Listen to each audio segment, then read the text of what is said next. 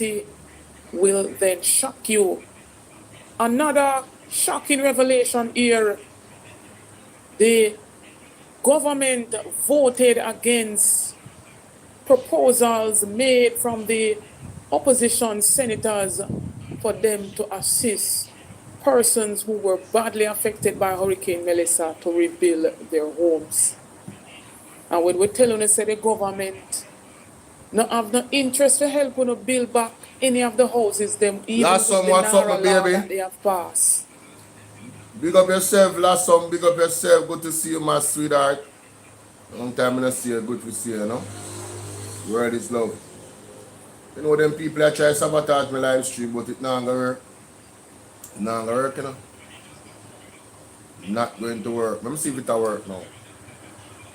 The man they sabotage my live stream, the box cover. Can't believe this. The man they really sabotage my live stream, you know. OBS all of a sudden now work. Alright. Alright, I go fix things. Don't worry on yourself. I go fix things. I go fix things. Let me see. Which one of them? That one, I believe, yes. How you guys doing? Planning to come to Jamaica this month? Pray about it. I don't see what go on in our waters now. Painting I go on last some. Painting I go on. Pray about it, yeah, mama. If you don't pray about it already, pray about it. Trust me. Some dangerous thing are going in our waters now. And them out want to look like they want to ignite World War III. You don't know what them are dealing with, you know? Okay, so this one I work now. Alright. Alright. That one here work. I'm going to come off of this. Alright, so the people them over Bolo VNR, Bolo TBV supposed to hear me now. You're supposed to hear me now, right? And see me. Because just now, I wonder what go on. Well, not see me because we're not there on camera. Ryan Campbell, what's up, bro? Salute, salute, salute. Hope you're doing well, my brother. Take on the time and rock and come in, ladies and gentlemen. In the meantime, I'm going to go and play the banger here. In the meantime.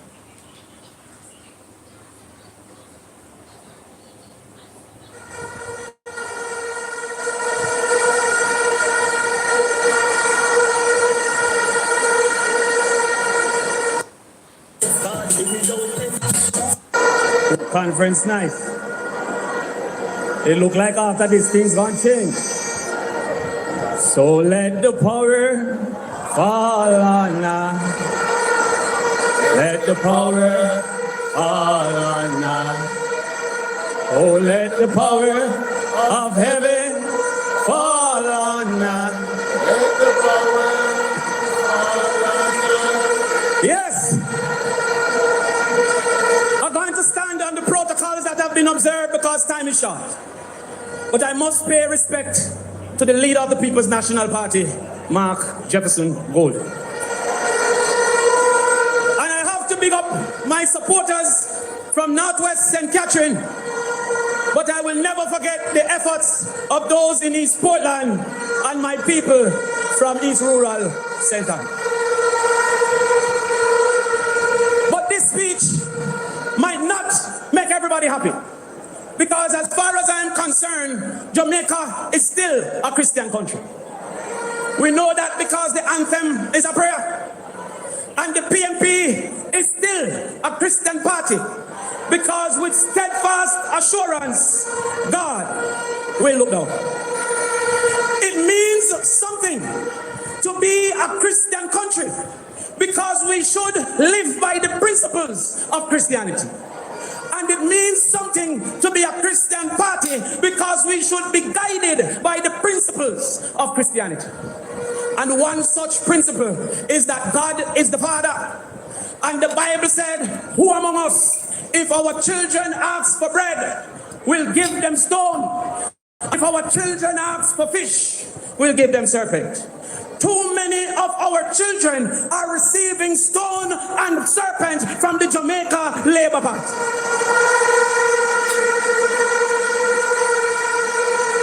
In PEP, 13,000 children this year did not achieve proficiency in mathematics. They asked for bread, they were given stone. 11,000 children did not achieve proficiency in English language. And then when it comes to CXC, it gets worse.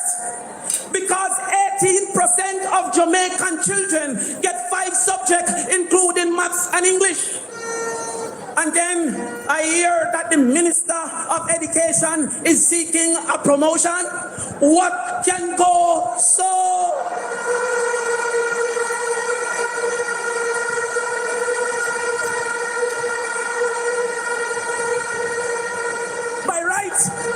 She should be asked for her resignation. But I understand what is happening in the JLP because they have no talent. The JLP remind me of an artist that got to studio with 10 words and want to make 30 songs. What can go so?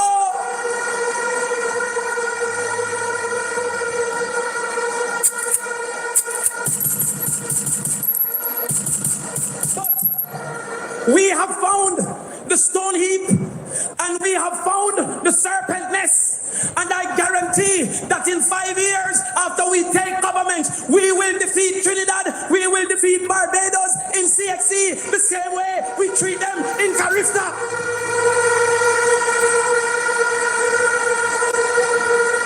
I hear Peter Phillips say that education is on my mind. And no cartel is here, but when it comes to education, I am the teacher.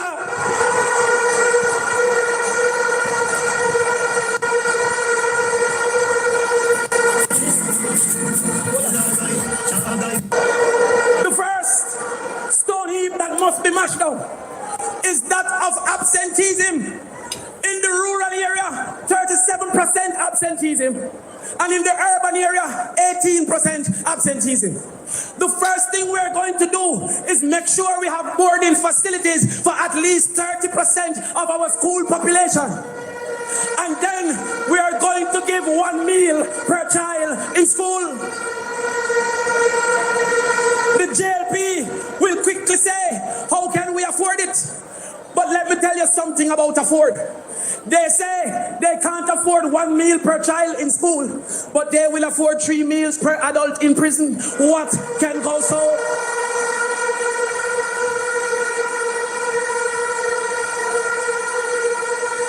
Let me tell you something about afford.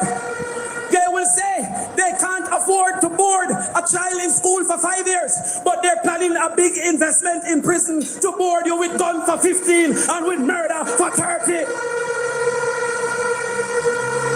What can go so? And then we are going to ensure we fight to keep our teachers. We are going to put a teacher retention plan that make it easier for a teacher to own a house, for a teacher to drive a car, for a teacher to be comfortable in the classroom and in the staff room. We will meet with the embassies and our friends from the embassies who wants our talent to help us to prepare an investment so that they can get and we can have and our children aren't left without teachers. But you see, after that investment, you see who want to prevent our 1 degree per household. You see who want to have our children being recruited by gangs and molested by adults. I am giving you.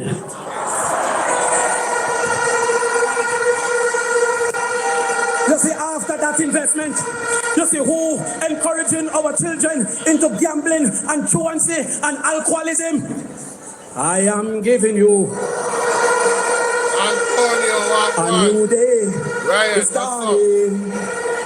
Ma golden ako.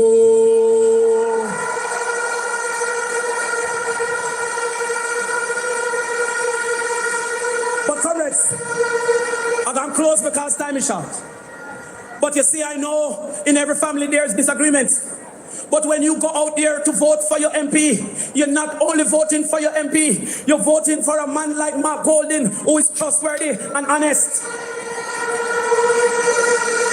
I don't know what truth they will bring when that thing is tabled. But if you're surrounded by 40 thieves, maybe you are Alibaba.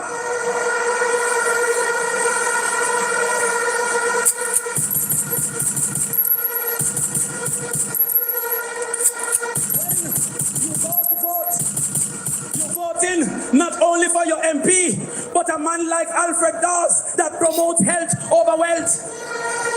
A man like David Campbell who say farm food and don't farm food. A person like Philip and Natalie and Miguel that will help us to recover faster from disaster. Tony and Wickham and Denise that will move you from street side greeting to business meeting.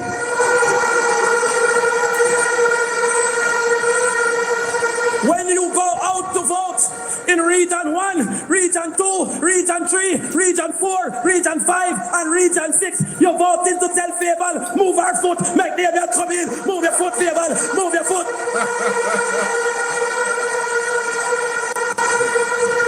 And finally, East Rural St. Andrew.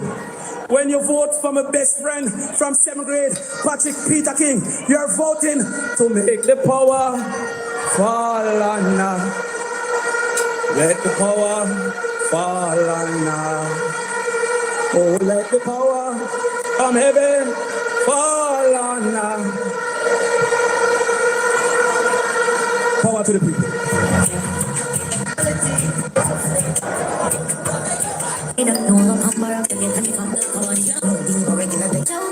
Chairman,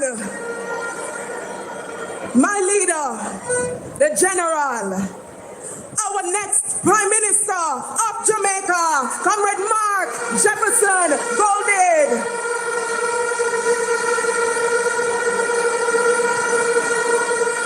To every comrade who has come out for Conference 86 to send a message, let me hear you say ready.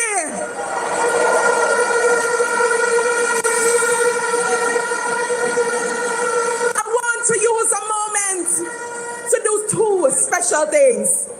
First, to send a shout out to the young comrades, to all the young people in the building. Let me hear you say ready.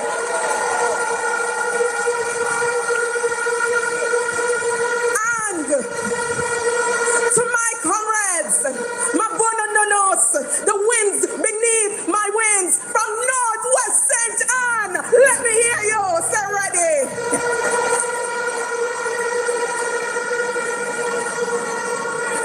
Comrades, I stand here this morning at a critical time in our nation's history. And I stand with young people like me, a young people who have seen the future of this country.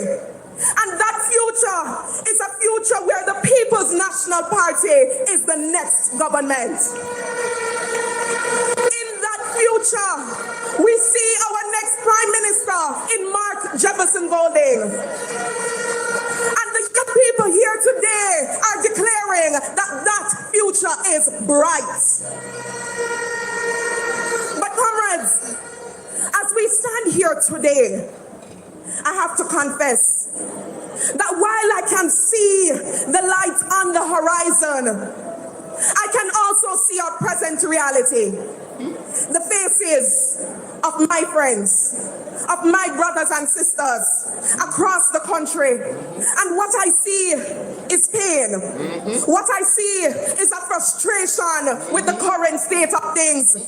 What I see is that for 8 long years, the people of this government, the watch of this government has been filled with broken promises and empty pockets. But I want to tell you this, comrades, that the storm is coming to an end. For long years, we've been told no and low. No vision for us under this government. No affordable homes for the young people of this country. No progressive jobs that can guarantee people a livable wage. Low educational qualities and outcome. Low healthcare offering and no safety for the people of this country. But comrades, we are just nearing the promised land. We are just about to see Jordan and have seen the future of Jamaica, where the voices of the youth are not silenced, where the government is not taxpayer money to hunt down young people who dare to speak the truth in this country, but is offering them opportunities to uplift themselves and their families. I am seeing a future where rather it works, and we have opportunities for young people in agriculture to do something for themselves. I'm seeing a future where path is for the people and we're giving a hand up and not just a hand out. I'm seeing a Jamaica where the creative industry is prioritized, where every promoter, every artist, every sportsman, every sportswoman, every chef can get a bus in this life. We've seen that for far too long, the growth in this country has been low and slow, and the government has only given lip service to the creative industry. Under a PNP government, we are going to ensure that every young person in this country who wants an opportunity to build themselves through the creative industry can do just that.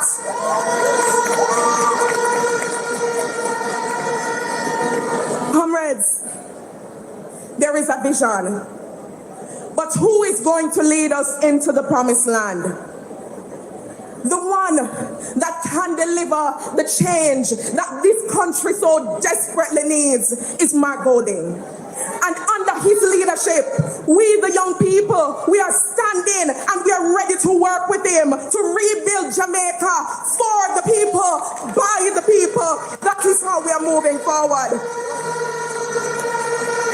In this new day, the People's National Party will restore dignity to the people of this country. We not run nobody off a land, but we are going to ensure that there are opportunities for affordable housing through the National Health Trust, which we built to ensure that low-income housing is a reality for Jamaicans. Comrades, we hear that the government talks a lot about what they have done for young people. But I want each of you to look into yourselves. Are you better off now than 8 years ago? My God. Can you truly say that your lives have been uplifted? My God. Well, the time has come. People time come. And the young people of Jamaica, I want you to rise up and say, we are going to do a new thing. We can't sit on the sidelines any longer and say, I'm not filled with business. It's not filled with business because the country is going over a precipice. Yes. And we can't stand any longer. Yes. You were warned, ladies and gentlemen. You were warned. And so, comrades, I want to see each one put up on a voting finger. Everybody put up your voting finger. This election, whenever them stop praying for call it, it is a movement. It is us sending a signal that 8 years of bondage is over and we are moving to the promised land. And the People's National Party is going to take us over the mountaintop because Jamaica needs a change right now. And so I want you to gather your friends and gather your family because the future of your children, the future of us on this stage, it depends on us doing the right thing right now. And so I ask every comrade within the hearing of my voice, are you ready?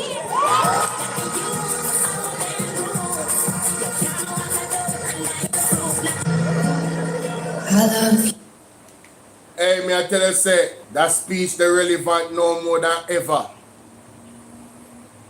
You understand? The battle is lost, you know, but the war don't last in Jamaica. Welcome to the platform, you see me? So brother Bolo VNR, we in the space once again. I'm on Bolo VNR 2.0, Bolo TBV, on YouTube, Bolo VNR clips, and of course Bolo VNR 2.0, Bolo VNR clips, Bolo TBV, and Bolo VNR on TikTok. On all platforms we live. It couldn't be said any better, ladies and I'm telling you last it couldn't be said any better. And everything that was said by Damian Crawford and the young lady there, you know, we are seeing it and feeling it even worse now. Those same struggles are in Gabriela Morris. Those same struggles are intensified. You understand? And, you know, a lot of our labor right brothers and sisters that have realized that they made a colossal mistake. And it's even worse than we anticipated, you know, ladies and gentlemen. Who would have anticipated that a war would have started with Iran and America? One that seems to be offsetting into a conflict between Cuba and America that Jamaica now appears as if they're right in the middle of. Who would have thought? Who would have thought that we would have been here? Who would have thought that we would have been here?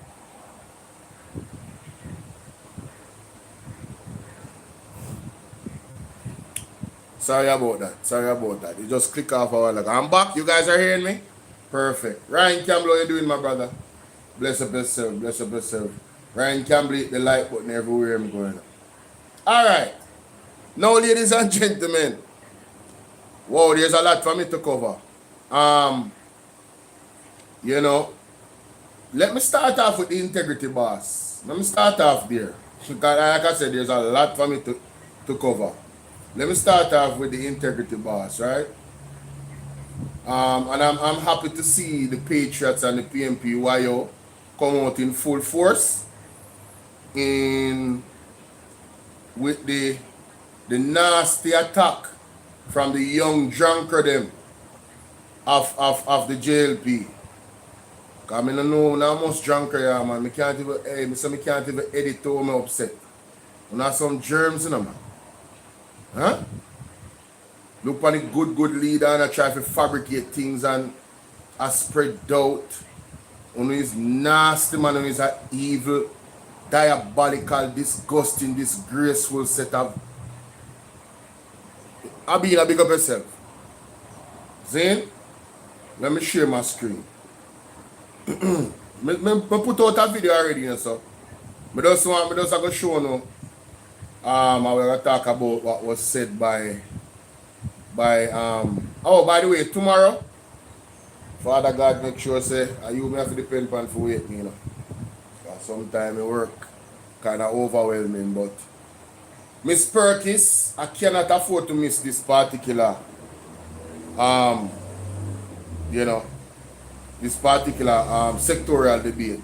Miss Perkis is in Hanover. And of course, one of the things we're going to talk about today, it's interesting that she's going to be diving into tourism and linkages. That's very interesting. You guys don't want to miss that particular speech. And what I've seen from Miss Perkis in terms of the little time that she came to Parliament, because her area has been ravaged. How you doing, Jamaica, America? Miss Palmer, how you doing? Because her area has been ravished. You know, the little that I have seen, it says to me that she's not afraid. Oh, how you doing, Auntie Tiny? Tell them, Auntie Tiny, we need to double tap the screen, ladies and gentlemen. Yeah, man, like up the video, share up the video. Right? She's not afraid. And there's a lot of things to talk about in the tourism sector, which I don't want to get into now because I don't want to preempt the show. So let me just play this first. I'll get to it afterwards, right? This is the Patriots, Danville Danville Grant, they don't come out a lot, you know. But when they do,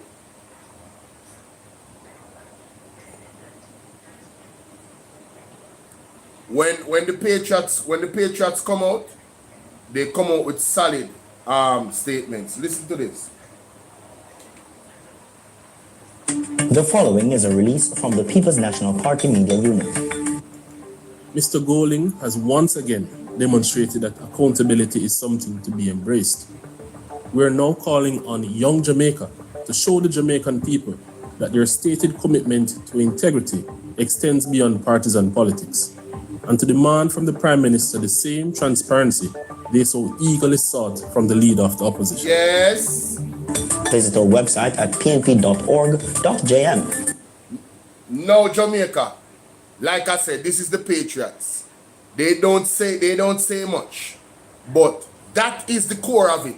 We are demanding of the Jamaica drunkardom to come out and show us that they are not just about partisan politics. They really are about accountability. They really are about holding leaders accountable, including their own leader, Andrew Holness, that has not been certified for almost 5 years now.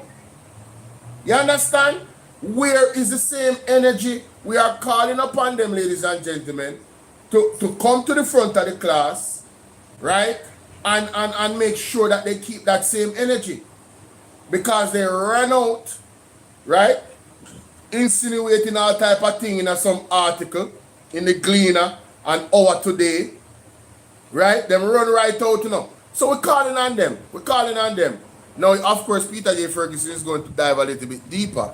So let's hear what she has to say, ladies and gentlemen. As a matter of fact, why am I not recording this? Ladies and gentlemen, it's the brother Bolo V, and I want to examine. It says here that public apology from young Jamaica for misleading attack on Mark Golding. Hey, that's how I love her, you know. Yo, let's hear what she have to say, yeah, man. The following is a release from the People's National Party Media Unit. The People's National Party Youth Organization is calling on Young Jamaica and the Jamaica Labour Party's Communications Task Force to issue an immediate and public apology for the dissemination of a reckless, baseless, and malicious statement concerning opposition leader Mark Golding's 2024 statutory declaration.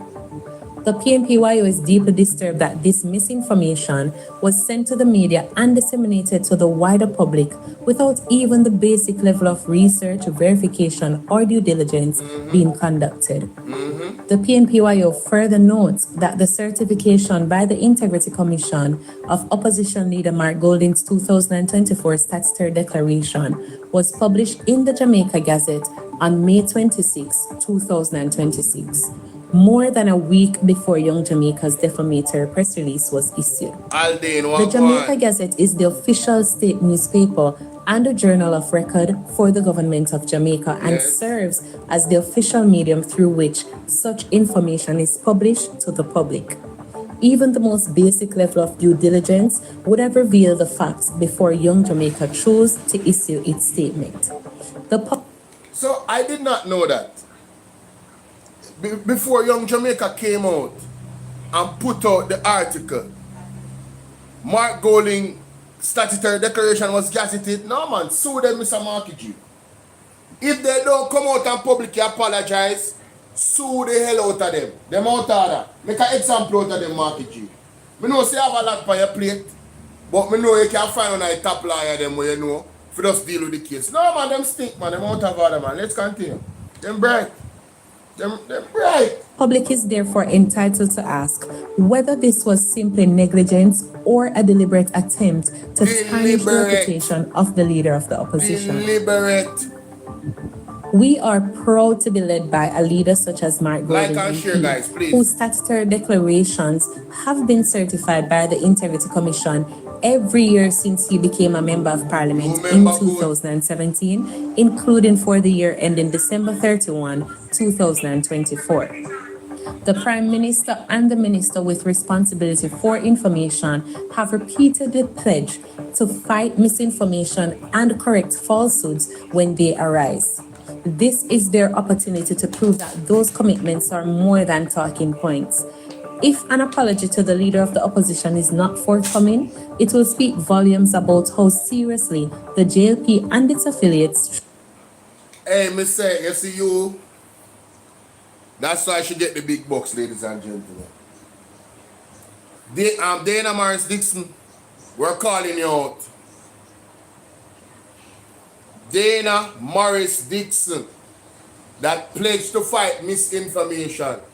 We are calling you out. Ladies and gentlemen, if you're not following and you're not subscribing, please do so right now. Dana Morris Dixon, Minister of Education and Responsibility for information in whatever capacity you are. We are calling you out.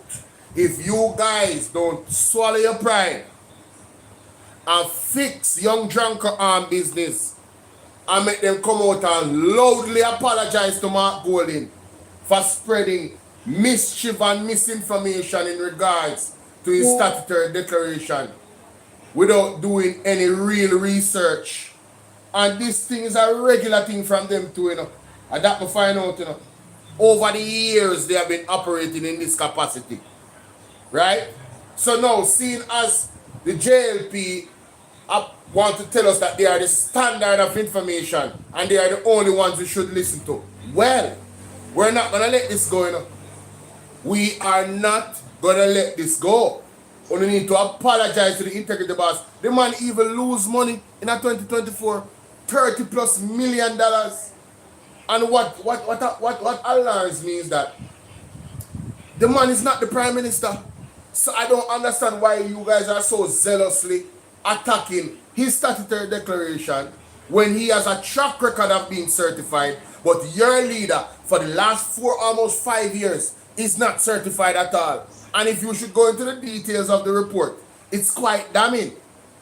Right? And this is why the People's National Party was asking for his resignation, for him to be removed and do the principle thing. But because you guys don't have any principle, right? And now we know that you don't have any principle based off your actions from then till now, right?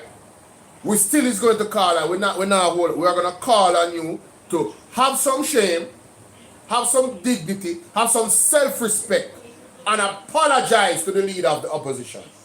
The Right Honorable, the Most Honorable Mark Jefferson Golding. Out of order. Let's continue. Truly take transparency, accountability, and honest public discourse. As young leaders, we have to hold ourselves to a high standard and strive to operate above the fray at all times. That's right. It is unfortunate that young Jamaica chooses to engage in this kind of political tomfoolery, while they and the G2K remain largely missing from policy discourse and advocacy on the myriad issues affecting Jamaica's youth. The PNPYO is calling on... Hey, what does the young arm or the young JLP, what them for? They are so quiet when it comes to key policies and legislations and what is actually happening in the country. They seem to be an organization of puppets that only move when the Prime Minister tells them to move and only talk when the Prime Minister tells them to talk. Where is your independent voice? Where is it? Very, very sad. A call of action. Have some dignity about yourself, man. Do better, man. Do better. Let's continue. Young Jamaica to apply the same standards of accountability to its own leadership. While Mr. Golding has been certified annually since 2017, Prime Minister Andrew Holness has remained uncertified since 2021. They need to explain why their Prime Minister's statutory declarations remain uncertified. He needs some milk. The youth of Jamaica deserve better. The country deserves better. An apology and correction of the record are not only warranted, they are necessary. Yes. Visit our website at pnp.org.jm or check us out on Facebook at Jamaica PNP. Big shout out. Sorry about that. When it actually got to that part of the music, that's what happened. So big shout out to her on that, and then let me play this again for the reaction purposes from the Patriots. Or check us out on Facebook at Jamaica PNP. The following is a release from the People's National Party Media Unit. Mr. Goling has once again demonstrated that accountability is something to be embraced. We are now calling on young Jamaica to show the Jamaican people that their stated commitment to integrity extends beyond partisan politics, and to demand from the Prime Minister the same transparency they so eagerly sought from the leader of the opposition. Yes. Visit our website at PNP. That's very, very clear. Now, I want to play this. JLP is a disgrace. Look at this. The JLP senators voted no to helping Hurricane Melissa victims rebuild. Senator Floyd Morris, opposition spokesperson on housing, proposed amendments to NHT bill that would have ring-fenced NHT funds only to rebuild homes destroyed in St. Elizabeth, Westmoreland, Hanover, and St. James. Limited further annual NHT extractions to 2 years ending March 2028 instead of 5 more years to 2031. Government senators voted both amendments down.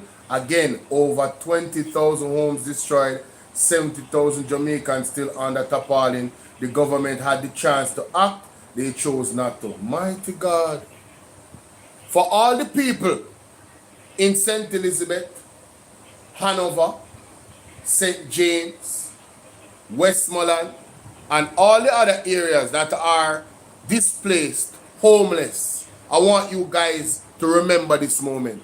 The moment that the Jamaica Labour Party government that says they are caring government decided to vote no to this particular amendment. Let's listen. Let's listen, ladies and gentlemen. Actions speak louder than words, you know, man.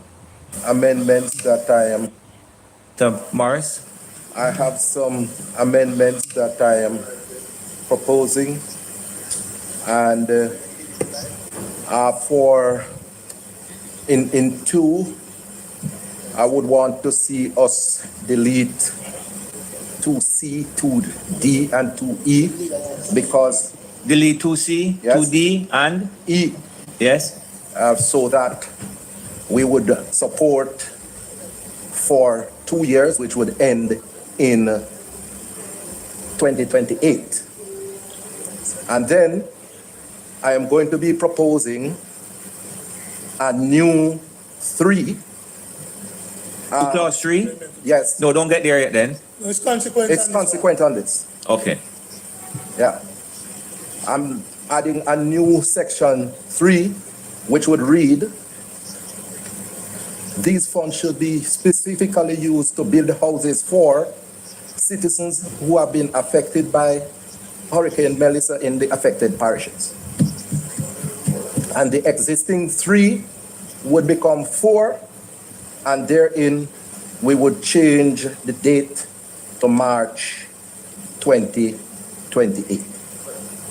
Those are the amendments that I'm proposing. Thank you very much. So the members would have heard the proposed amendment to clause 2. All in favor of the amendments proposed by Senator Morris? Aye.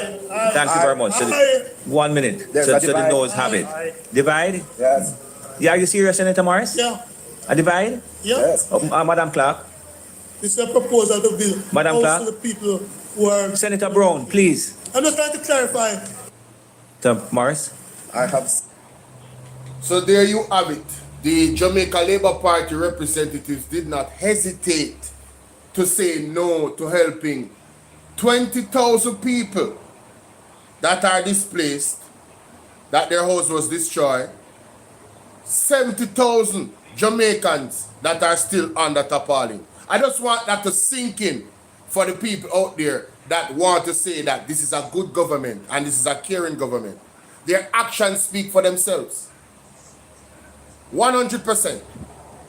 All right? Fully. Actions speak louder than. Don't tell me that you care about me while stabbing me in the neck with a sharp knife. Don't tell me that. Don't tell me that you care and I need water to drink, but you refuse to give me a bottle when you have 100 cases in front of you. Don't tell me that you care about me and I'm dying for hunger and you have apples and oranges and all types of organic things in your disposal to give me for me to get sustenance, but you refuse to give it to me. Don't tell me you care about me. Their actions speak volumes, and I want you, the Jamaican people, to remember this moment in time, you know. Don't forget it, you know. Don't let this be a 9-day one, you know. These are the types of things you hold a government to an organization for life. Because PMP and JLP and no P at all is in those 70,000 people. Okay, let's continue. Let's continue.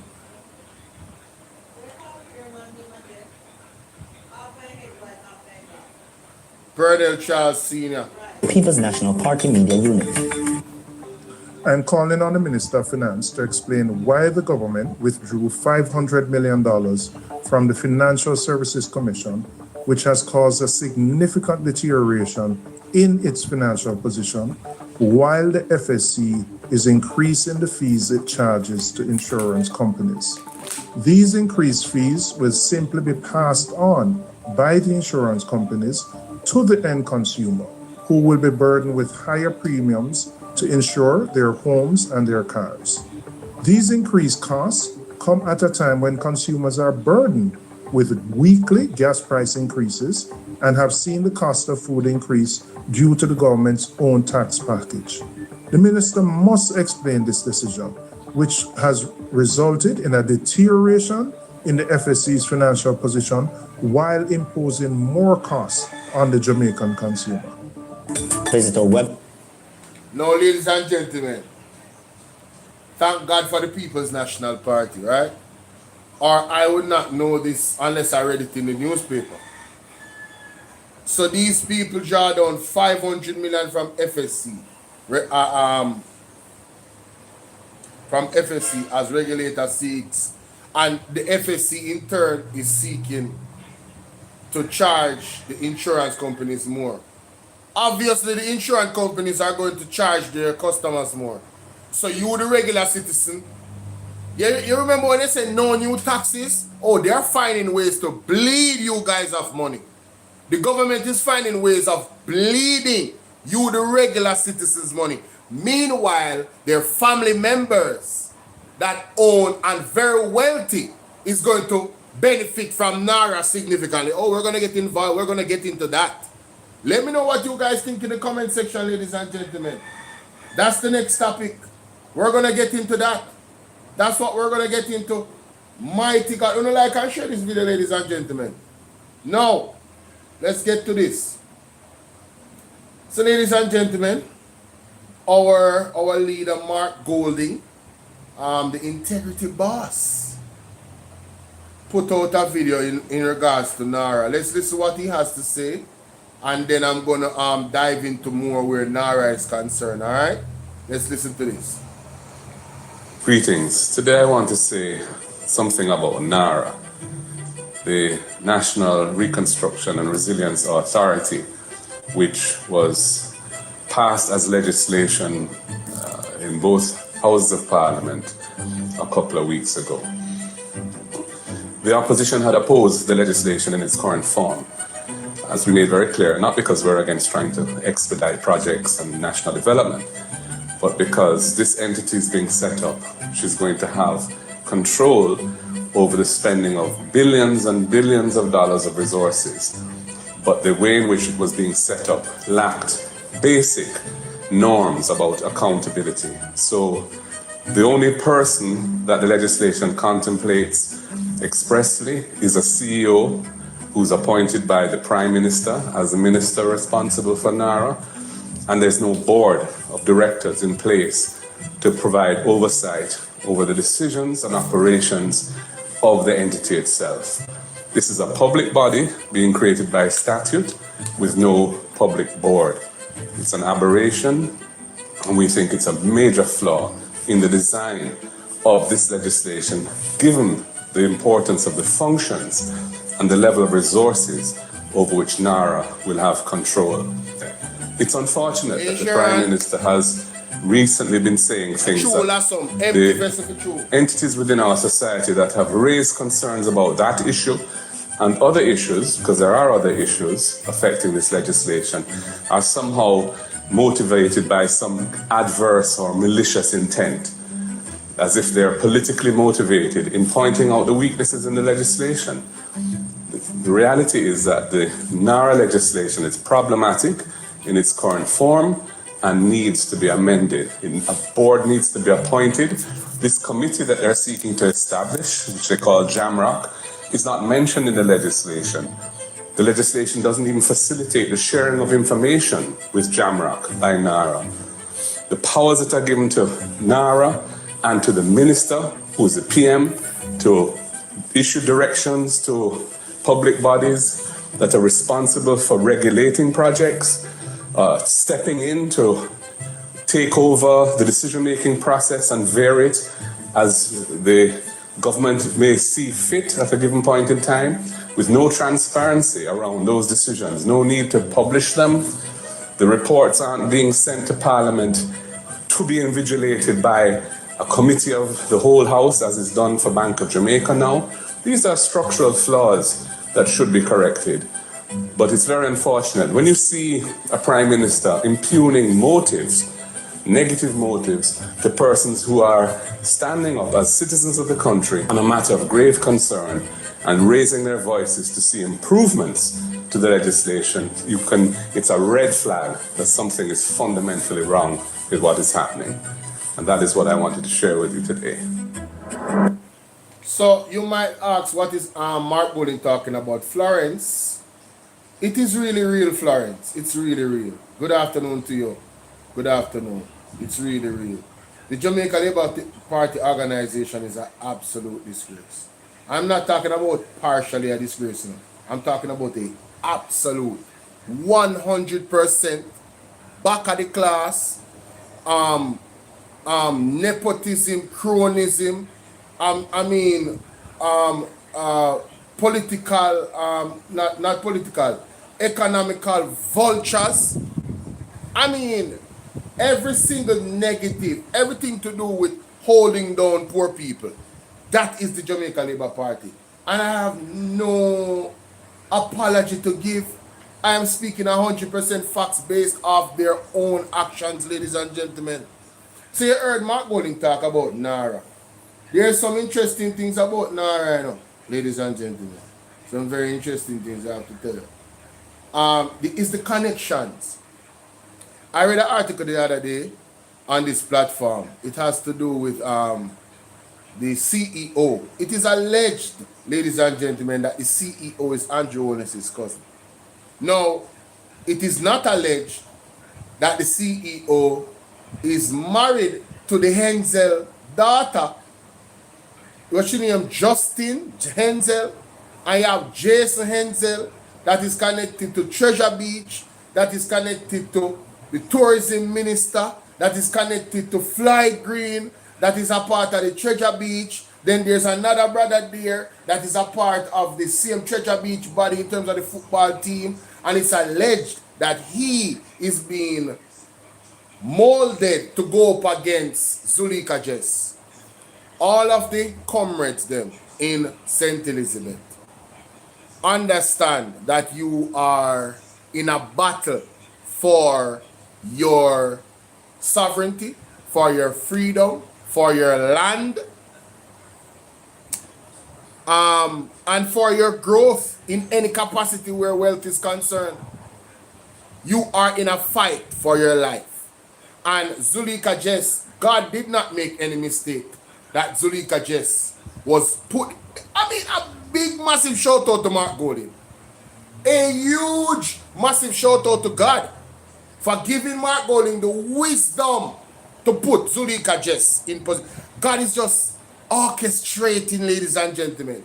And we're praying for the protection of Zuleika Jess, because her as a lawyer and also as an MP, aka Fire Muma, is going to be a stalwart in standing up for the people of St. Elizabeth, giving her expertise as a lawyer.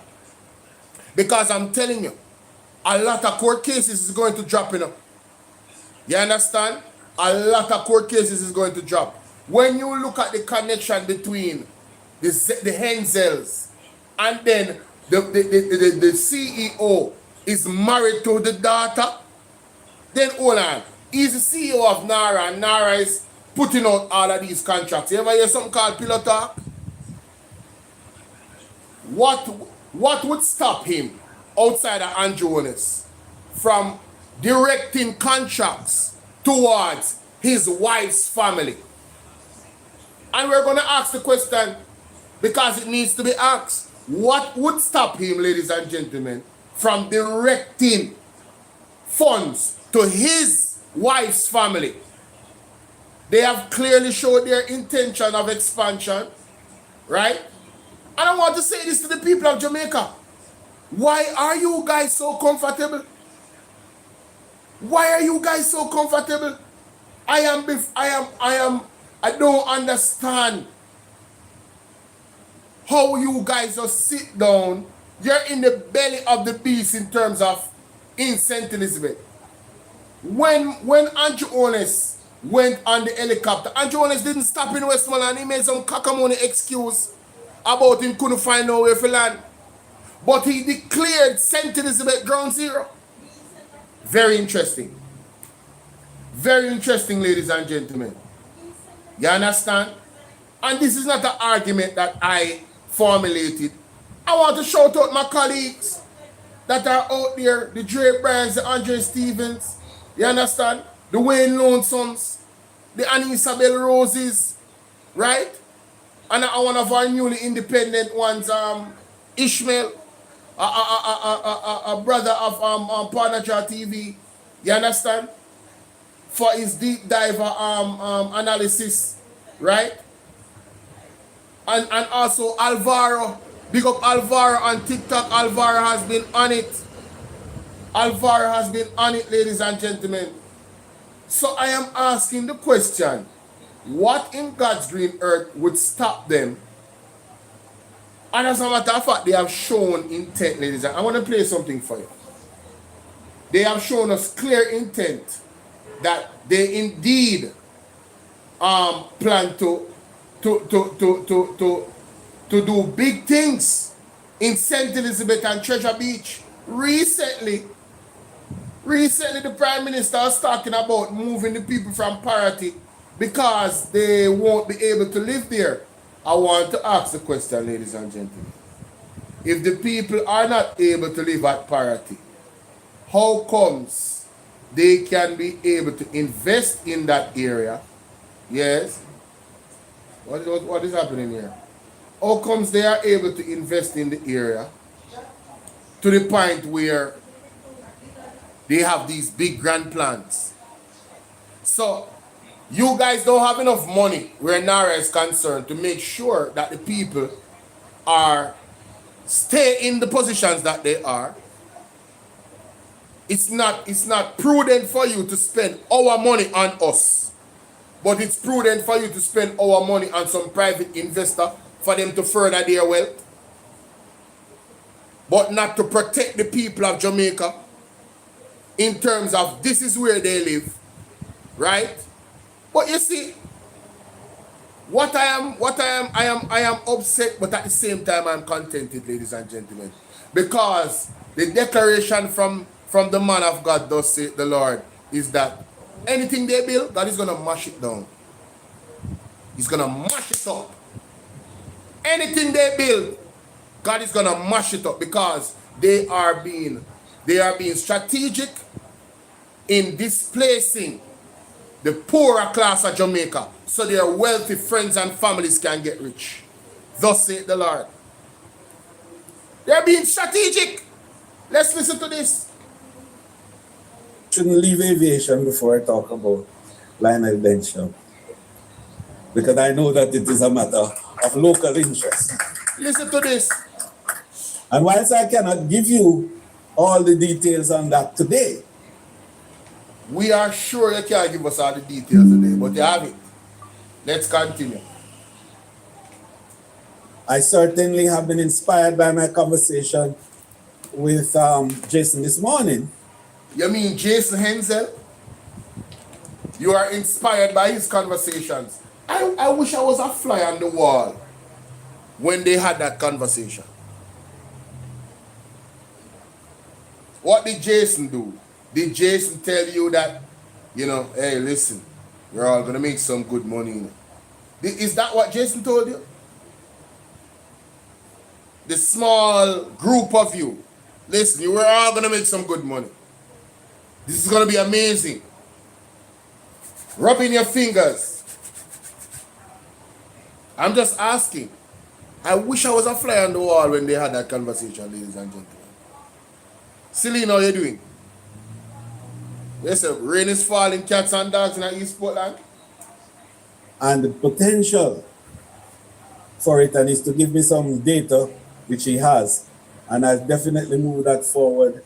And Minister Green and myself will help to channel that, because aviation is at the heart of tourism, as you know. They don't swim to Jamaica, right?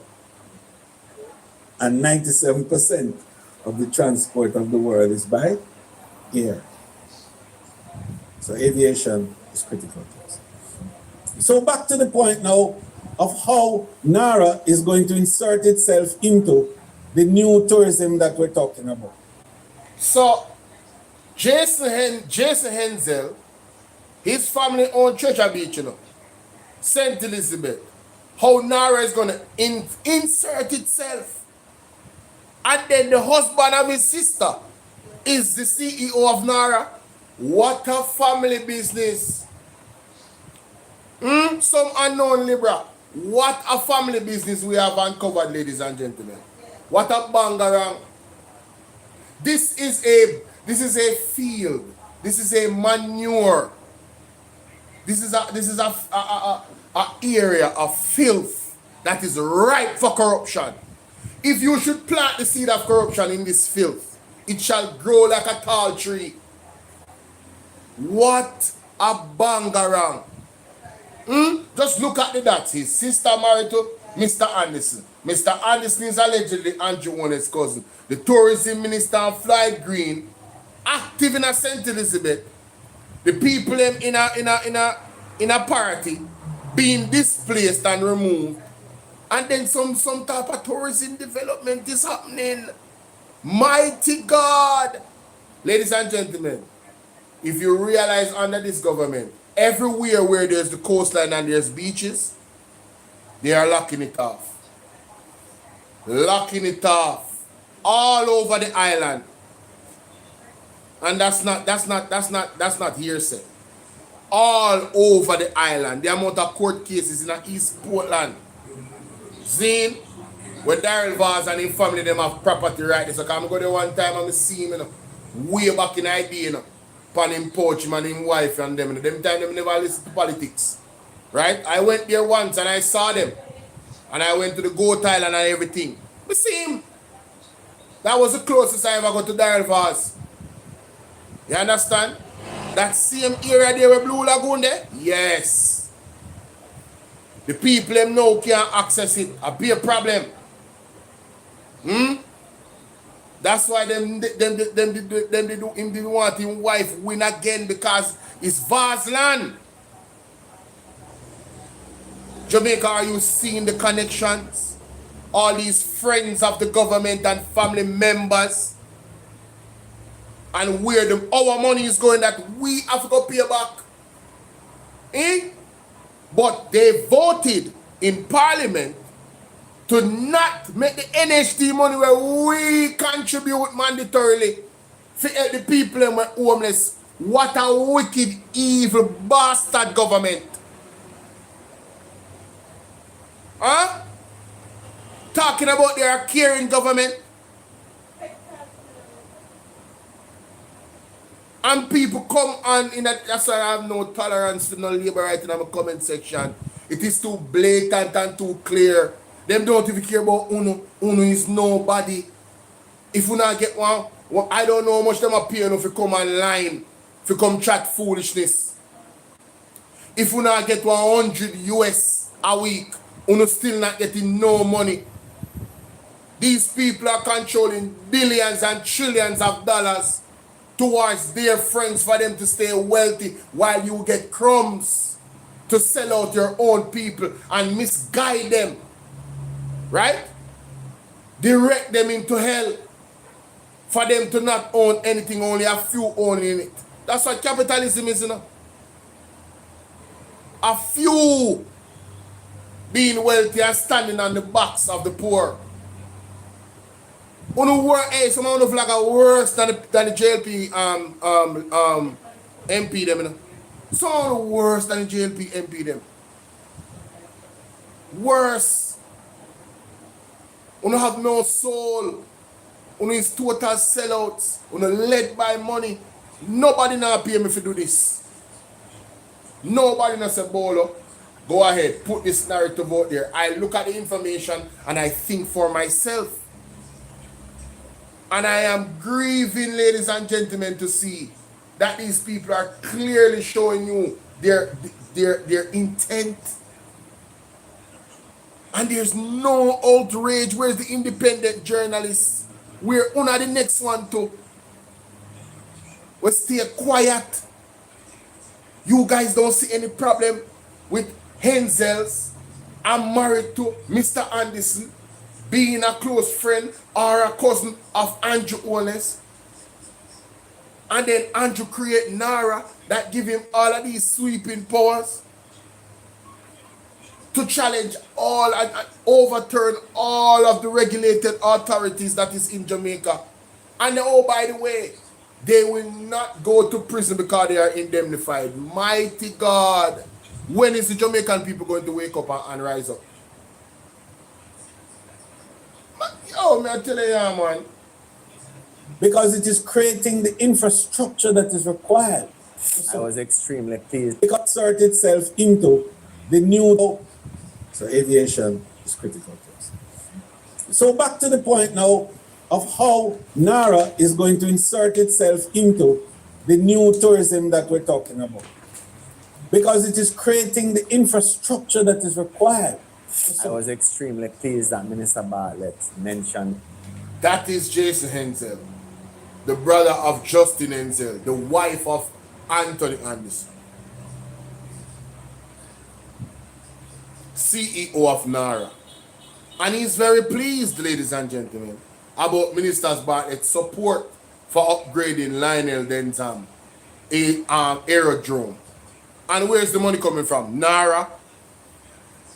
NARA is supposed to be a response to give the Jamaican people resilience. Where the hell them I use our money for go upgrade aerodrome. And them not upgrade the people in house and give the people in my house that don't have any. My Jamaican people, make it make sense.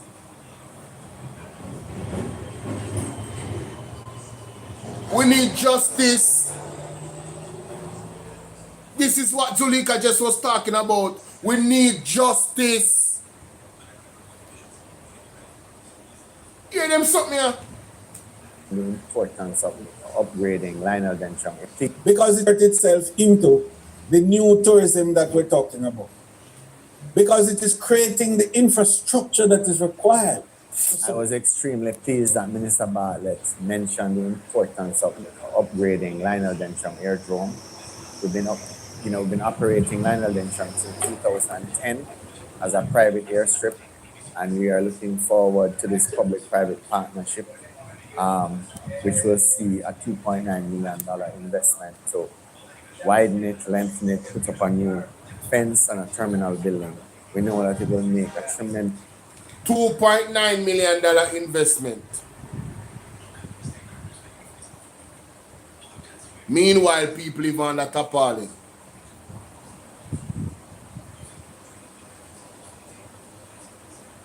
You see, all I know we are suffering right now, especially Labour right them, because I want to do the wrong thing while they don't vote for them.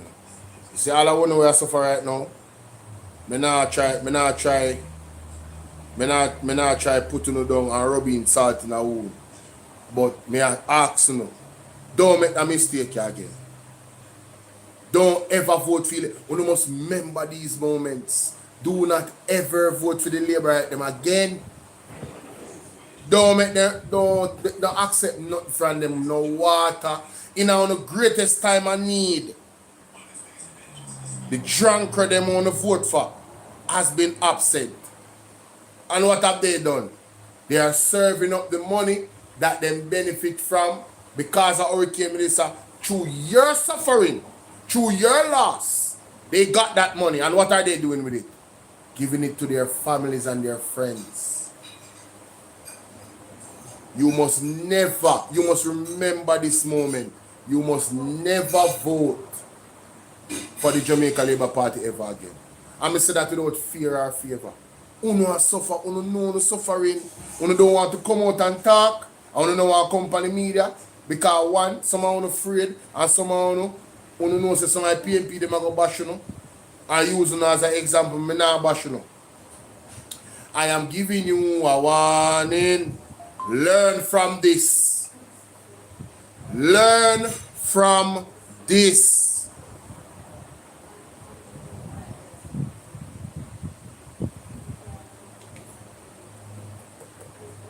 You know, we've been operating Lionel Lyncham till 2010 as a private airstrip, and we are looking forward to this public-private partnership, which will see a $2.9 million investment to widen it, lengthen it, put up a new fence and a term.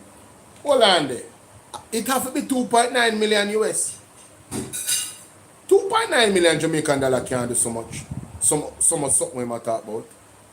Alvaro. Hold on there. Alvaro, come on. Hold on there.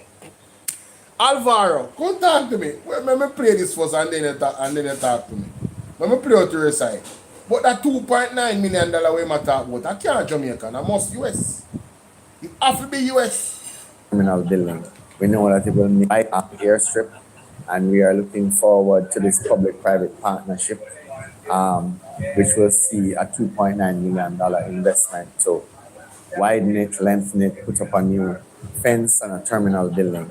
We know that it will make a tremendous impact on the access to Treasure Beach. We have had consultants, aviation consultants say that there is a tremendous return on investment for the government and for all concerned. So I really am encouraged by his support and the ministry's support. So a tremendous investment. We have Alvaro in the building. Alvaro, I know some live on YouTube too, you know, so I'm a record. Talk to me. I'll be honest. The money that Jamaican money. A US.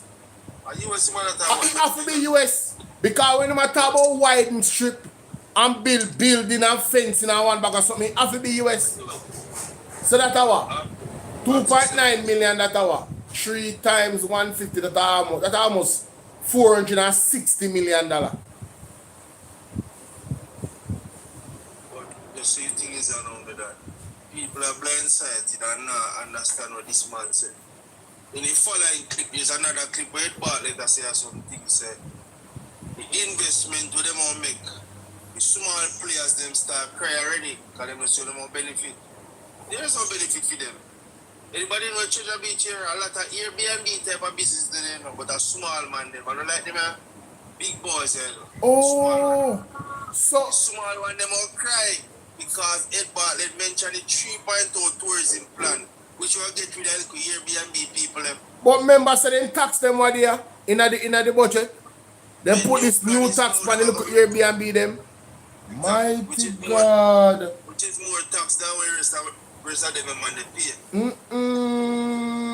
That's one. But if you look on it, the man say, give thanks for the investment. Flight Green and Edmund Bartlett going to make. Business people will say investment unless you confirm or they know already. That's what. But maybe we go a backtrack. What's the name of that man? Who that? Jason? Yeah, what's his name? Jason Hensel, man. We don't establish him is this brother of Justin Hensel. And also, she is the wife of Anthony Anderson. And he is the CEO of NARA. So it's a direct connection there. You understand? Ask yourself now. The Flight Green and the Jamaican government plan to invest 50 million US in the Treasure Beach area starting September, and the agreement signed already. Developing Calabash and other things. Who's the president of Calabash Festival? Is Flight Green? No man, he's the commissioner. Oh, president of Calabash Festival. Me don't know. Yeah man, the commissioner wife. Oh, she okay. So there are people up there that don't know if poor people have not have their friends and their family. Yes. Oh, it's people. Wow. Then how is it that you strike an arrangement or agreement, develop a place? If you look at BBJ News, when they show you that piece of place, the place was empty. Yes. Or it became blown down or light down. The whole place fixed up back and people in a pool already. But now people still out the door asleep. That is a good question. That is a good How is question. it important now, around Treasure Beach? You fix up the hotel, but then you let the people out the door to sleep. Yes. That me not understand. The people them have to wake up. The people them have to wake up. What area is close to Treasure Beach? Can I link it in them for you now? Yes. Which area Prime Minister said people have to live in a St. Elizabeth? Now same place down at Parati, man. Parati, man. And then they say go. This is what they call indirect gentrification style thing. Exactly, because they can do what they want to do, especially with NARA. So you see, people have to just be informed of them things. But me that tell people, me make connection with people. Man, that's not numbers. But now they start seeing them as something different. There's more tweet than that. We have more tweet than that. Yes. Yes. But more is going to be revealed, and I am certain this is going to go to the courts. Me not ask Christ. Hell and high water go run right now, man. I tell you. That go dangerous. Jamaican people, maybe some of them are sick now, but they're not out there high. Yes. So let's see how it does go there. But let's say, Andrew, let's say, Vernon Field, you're turning the biggest airport in Jamaica. But one of those things for yourself a second. Yes, me see that clip every true. Somebody say something about Clarendon. Clarendon him say? Yeah, that will never now waste of time. Okay. The hotel them say, they'll give you all listen. So let's say Vernon Field will be the biggest airport in Jamaica. One that is an old army base, owned by Jamaica. Alright, no problem. Owned by Jamaica now. So you're developing an airport. Did the airport authority put out a bid for tender for 2021 and nobody accept the tender? Nobody take it up? We do a master plan of it. So if we're at 2026 now, how bad they don't go tell we say, you're going to build an airport there. When you put out a tender 5 years ago and nobody accepted the tender? Mighty God. Yes, yes. So, for you go tell we say you build an airport makes no sense. Because one, you have 2 airports. I call it 4 airports. I'm one first. Pick a private one. Let's say it was Kingston. Kingston, you have a money to manage the airport and you get receivable. So on a technical level, you own it right now. And think will be the same thing. So you creating the biggest airport Clarendon. How it will benefit the government? More get legal tax money. I don't like the government to run it. But when they're the member, today was the Jamaican people don't like read. We don't just go to say Andrew's budget speech where he said about Vernon Field. He wanted to be a private operating airport. So Edmund Bartlett come and fool the people have now bought it. What's a private airport? You don't have to do it government.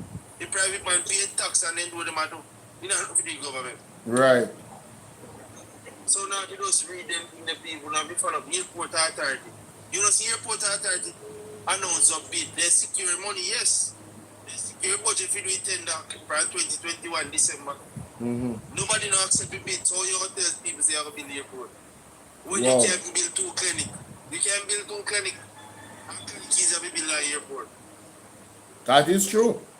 That We is have true. to think about security plan, infrastructure, road network, highway, water, because near sea have a security, port and land, police force, infrastructure, cyber attack. One of them is something they have got to think about their airport. Yes. Because airport, people can, one you have a relocation of people, because people can live near airport. No. Live all different type of things. Yes. So there is just one bag of thing you just tell the people in because they know sense. But to your point, you know, Alvaro, in the same clip where you talk about, because your channel, me see it on YouTube, you know, on TikTok, you know. You know, say people in the crowd, like, they say, what? Like, brother, what you talk about? You know, say a foolish is my talk. People may laugh off him. In the same thing. You feel me idea? The 28th of November 2018, Mike Henry tell them, say, no, there can be no airport without a master plan, you know. Yes. That is 2018. The master plan never did until 2021, you know. Yes. In the master plan, page 25, you know, it take up to 2 years, see master plan complete the stages, them, you know. Oh, so there's a process. So them have 2 years. So them that our 2024, you say. So them start do any of them the process there. Nobody no accept no tender. So when the man out there tell the people, if I can send them document everything like that. Yo, I joke this. A waste of time, never so will be a waste of time. I don't look at them a waste of time. Man. Wow. The tender is over at Airport Authority website, you know. And some people can download and read, you know, for themselves, you know. Yeah. But they know some people don't like read, they don't tell them anything and they just come like sponge, you know. Hold on the Alvaro. For the people on Bolo TV, that is the video of Edmund Bartlett. It's on mute, you know, but if you want to go and listen to all of the full context of what him talking about, them plans to Treasure Beach and all of these things on the South Coast, go and listen to it for yourself, yeah? It's on BOJ TV Live. Yeah, man. I'll tell them to check this. Check the South Coast Highway plan. Them are here, you know. The microphone, the right iPhone, so them are here up on YouTube, you know. Tell them to go check the plan if there's no airport tonight. When I'm Jones, they will leave the plan, the South Coast Highway. No airport in that plan. So if no airport was in the plan, that means you're going to come with a new plan. Yes. Incorporate the airport. Yeah. An airport, that's not something you can just go through like one shop or one. No, man. Serious plan enough to go on. That is strategically Yeah. aligned. So Yeah. there's different things in plane, land, if it is that. They're allied necessary components to go to the airport. Right. So that never happened already. How you come now and tell the people? That is just election pride, future election pride. Continue to promise the people them when the real substance and the behind of them I talk about. You know, if you understand two set of things. So the budget approved and the budget is 1.4 trillion. $1.4 trillion. The government only have 1.3 trillion in revenue. Expected revenue.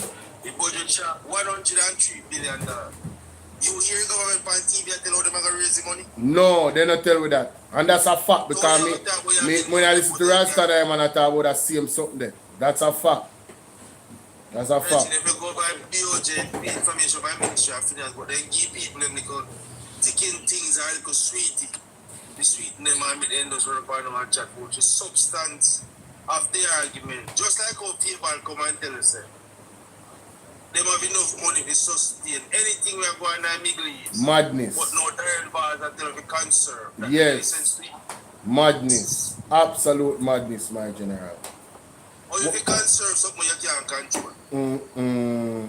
But we don't want the reaction to get too long, so we're going to move on from this. I think we have said enough. Ladies and gentlemen, you can go to Alvaro page on TikTok. That's ALVARO with a fire. Alvaro, you can't miss him. Him show the thing them. You're not on the YouTube page, brother? You know, this is what you make one. Brother, you do the thing them. You need to do it, have the YouTube page so they can see it on the screen, good brother. Because you drop information, you need to have a YouTube page. Me fully endorse a YouTube page. Yeah, man. Him knows not going to say no. But he just tell them that kind of the Jamaican people up sweet. He just Yes. tell them Yes. He couldn't tell me that. Yeah, man. So, I'm go check out the brother Alvaro, ladies and gentlemen, and like and share the video, please. If you haven't done so already. Alright, me go move on. Respect, yeah? Yeah, man. Look more. Alright, we're going to go to something different now, ladies and gentlemen. That I going to take up my time, so I want to get into it. Alright, now see there. Time I run. I wasn't going to do this, but I'm forced to do it. I am forced to do it, ladies and gentlemen. So I want to show me some love by liking the video and sharing the video. I'm not telling myself to go now in the pocket. It's free. It is free to like the video, guys. Alright? It is free. Absolutely free. It doesn't cost you anything. If you cannot locate the like button, please say that to me so I can help you. If you're on Bolo TVV, it is easy for you guys to see where the like button is because I'm using OBS. For those on here, you guys over here, in the middle of your phone screen, all you have to do is double tap the screen like this on YouTube and TikTok. No, if you do already, I see same thing. You double tap the middle of the screen, guys. Just double tap it twice, and that is it. You have hit the like button. Alright? Yes. So please do that for me. All of you over Bolo VNR 2.0, Bolo VNR, and Bolo VNR clips. Some unknown Libra, big up yourself. Big up yourself. Them not even get crumbs. The labor right flag of them. Only stay so. No man. Only not have no ambition. Them come them big old family where I get how much money. Trillions and millions and billions of dollars of profit coming to them through public-private partnership. Right? It's one thing for you to have a public-private partnership. We understand. We no bad mind. You understand what I mean? But how comes it reach down to this person, this entity, being the one to get that contract and the CEO of NARA married to the daughter? Come on, man. Come on, man. If you only see something wrong with that, something wrong with Uno. If Uno no see something wrong with that, something wrong with Uno. Tell me, I tell you that. Yeah, man, that is crazy. And you see, when you look at Andrew Wallace now, and you look at the fact that his wife is the speaker of the house now. Hey, me telling you, you know, if you don't left it up to Andrew, you know, him two sons them all come out of woodwork, you know, if God not intervene, you know, and have some type of position, you know, in a government if they have no interest in it, you know. Don't ask Christ about that, you know. Oh, you can't stay there. Let me find that video real quick, yeah. JIS. Let me find that video real quick. I'm gonna watch it earlier. The Lord is my shepherd, I shall not want. He maketh me to lie down in green pastures. He leadeth me beside the still waters. He restoreth my soul. He leadeth me on the path of righteousness for his name's sake. Yea, though I walk through the valley of the shadow of death, I will fear no evil, for thou art with me. Thy rod and thy staff, they comfort me. Thou preparest a table before me in the presence of mine enemies. Thou anointest my head with oil. My cup runneth over. Surely goodness and mercy shall follow me all the days of my life, and I will dwell in the house of the Lord forever. Amen. Amen. Amen. You understand? Why I don't know remember all of them already, but me I tell you. I tell you, people, these are some serious times. The parents didn't follow the children, and that's a fact. Last time you never tell a lie. Say it again.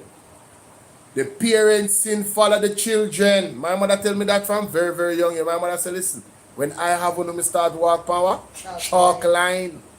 Because my mother read the word, and my mother knows say, any sin where you commit as a parent, you will fall on your picnic.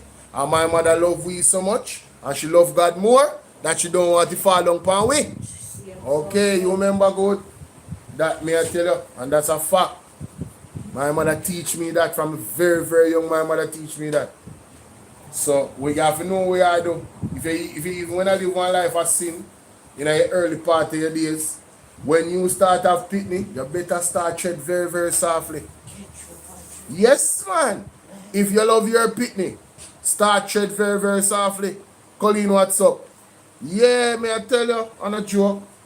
I see you're sitting. Alright, so let me see, me find it. Oh yeah, see it there. May I go speed it up for you know, because, you know. Yes. Huh? Where you find money? Oh no man, remember say, you know, when you live near roadside, you know.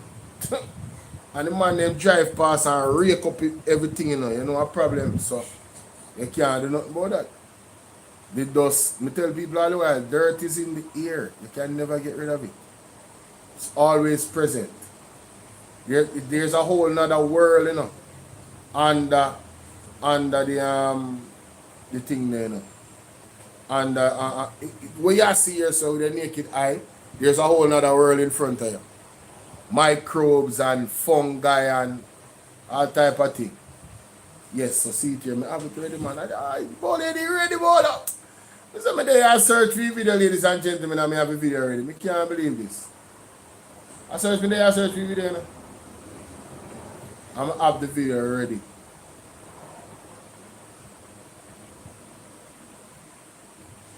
Jamaica, put on the thinking caps. I want to listen to the Prime Minister of Jamaica, the uncertified creature. This is the opening of the tri-bridge.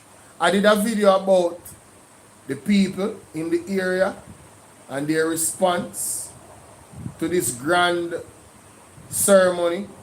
You guys can go watch that. I'm not going to go over my level of disgust that I had in seeing how the people were responding. I'm not going to go over that.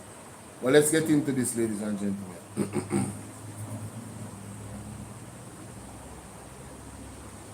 Thank you very much. You will forgive me if I do not regurgitate the very prominent list of persons who are here gathered to celebrate the opening of this bridge. And I'm sure you will all feel dignified and acknowledged when I say it's good to see you all nice and decent people.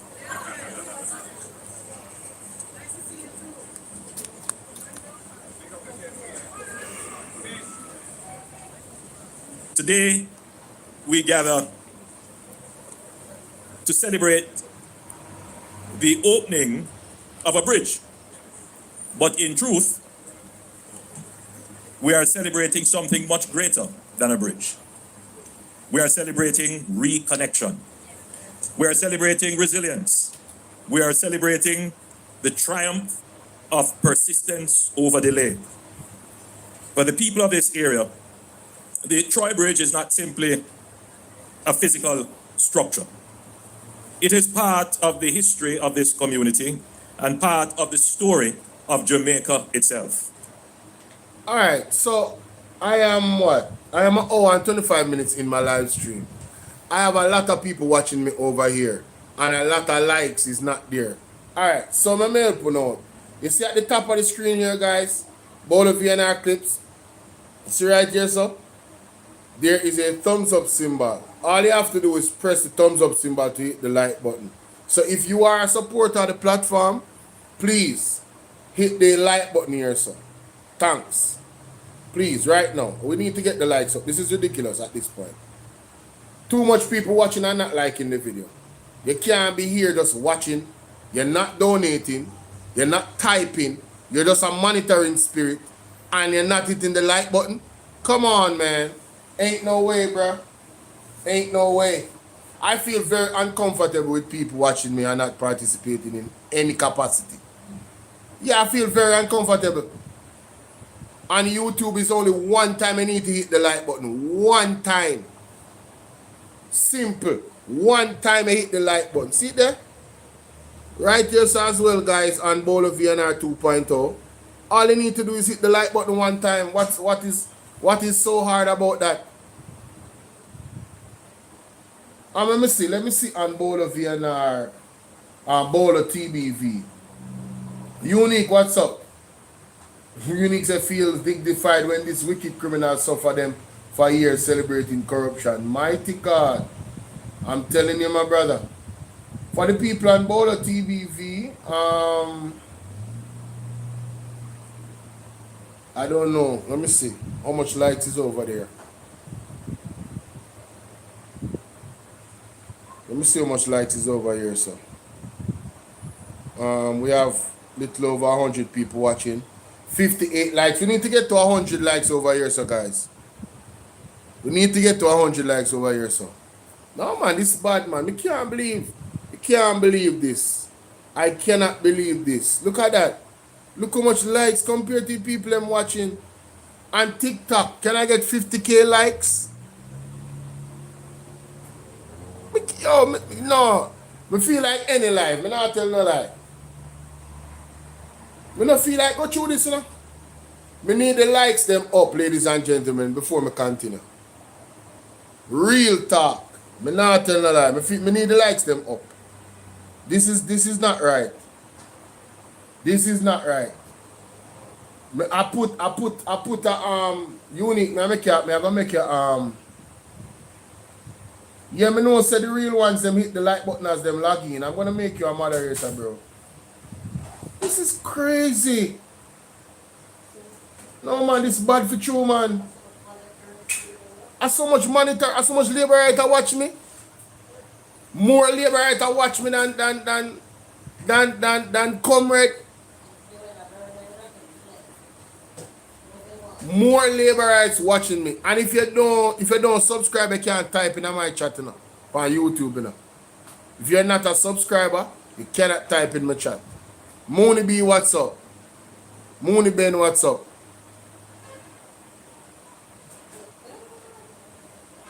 Yes, we know some of the most happy about the bridge. But there's some interesting things that was said and admitted by the Prime Minister in this particular speech, which I didn't listen to, and I was made aware of by Portland Spice TV, and I said, you know what, I'm gonna come today and I'm going to listen to this speech for myself. The people them, I be a monitoring spirit. The people them not even hit the like button, you know.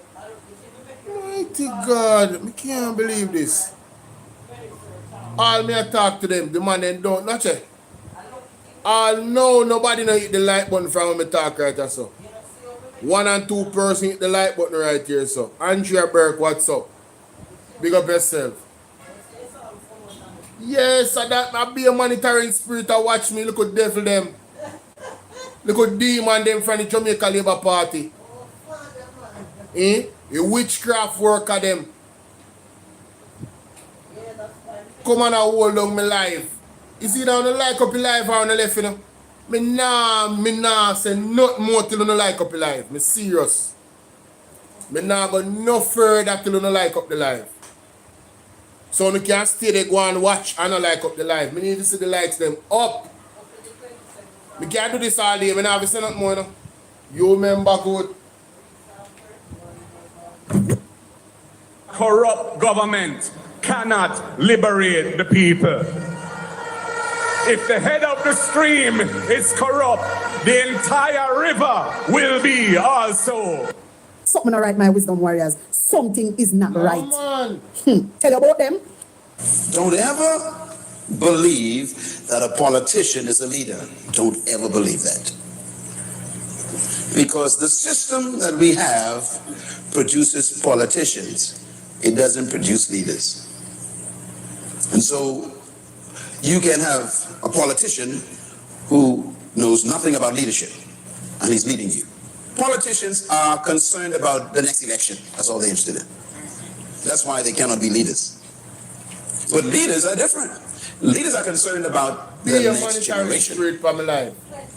I want you to compare those two thoughts the next time you have a politician come to your house wanting to vie for your vote. Just ask him, what is your vision for my children? I will sit and listen for 20 minutes for you to tell me what it is. He will leave your house. Because he has no interest in your children's children. His concern is to stay in power, to keep the position, to win the next election. This is why they cannot lead. When you are going to have a conversation with a politician, You should actually try this as a test. You, by the way, as a citizen of a community, you have a right to be seen by the mayor. Hope you know that. If you voted for a mayor, the mayor works for you. Therefore, you have a right to see him. You can make an appointment to see any public officer you voted for. Did you know that? That's your legal right. If he don't want to see you, you can take him to court. That's democracy. So I want you to make an appointment to go and see your mayor or go and see your governor and just sit and say, I want 30 minutes with you, sir. And ask him about that list right there. And sir, what is your purpose for being in leadership in this city? What is your purpose? The first question will make him very nervous. Second question, what is your passion for our community? He'll be wondering what you're talking about. What are you talking about? I just want to build roads and bridges and provide jobs. No. What is your passion? And this is why we need to question the leaders we have. And so I have a little thought here. I call it politics versus leadership. Let's talk about it for a second. Number one, politicians focus on programs, not vision. Number two, politicians' priority is securing the next election, not securing the next generation. Their focus is different. Number three, politicians are preoccupied with promises, not purpose. What we need is statesmen. Statesmen. We don't need more politicians. A statesman is an interesting human. A statesman think of the next generation. Psalms 37, fret not thyself because of evildoers, neither be thou envious against the workers of iniquity. For they shall soon be cut down like the grass, and wither as the green herb. Trust in the Lord and do good, so shalt thou dwell in the land, and verily thou shalt be fed. Delight thyself also in the Lord, and he shall give thee the desires of thine heart. Commit thy way unto the Lord, trust also in him, and he shall bring it to pass. And he shall bring forth thy righteousness as the light, and thy judgment as the noonday. Rest in the Lord, wait patiently for him, for not yet fret not thyself because of him who prospereth in his way, because the man who bringeth wicked devices to pass. Cease from anger and forsake wrath. Fret not thyself in any wise to the evil. For evildoers shall be cut off, but those that wait upon the Lord, they shall inherit the earth. Jamaica, we are waiting upon the Lord to deal with this government so we can inherit prosperity in this land. Amen. Moving on, it says here that for yet a little while, and the wicked shall not be. Yea, thou shalt diligently consider his place, and it shall not be. But the meek shall inherit the earth, and shall delight themselves in the abundance of peace. Jamaica, we so have peace.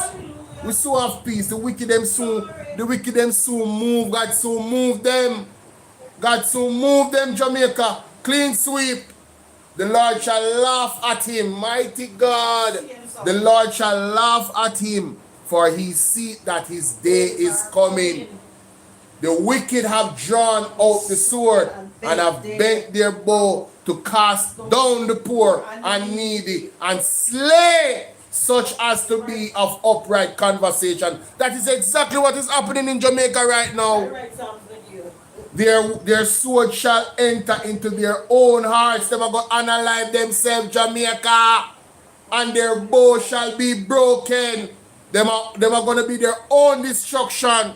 And a little that a righteous man's heart is better than the riches of many wicked. Jamaica don't take no money from them. Don't take no money from the wicked people them. Don't envy them for them things.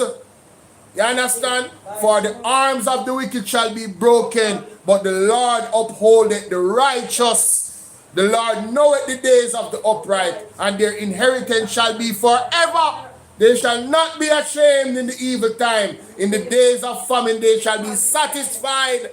Amen. Judgment accompany the land, but God will take care of him own Jamaica. Psalms 37.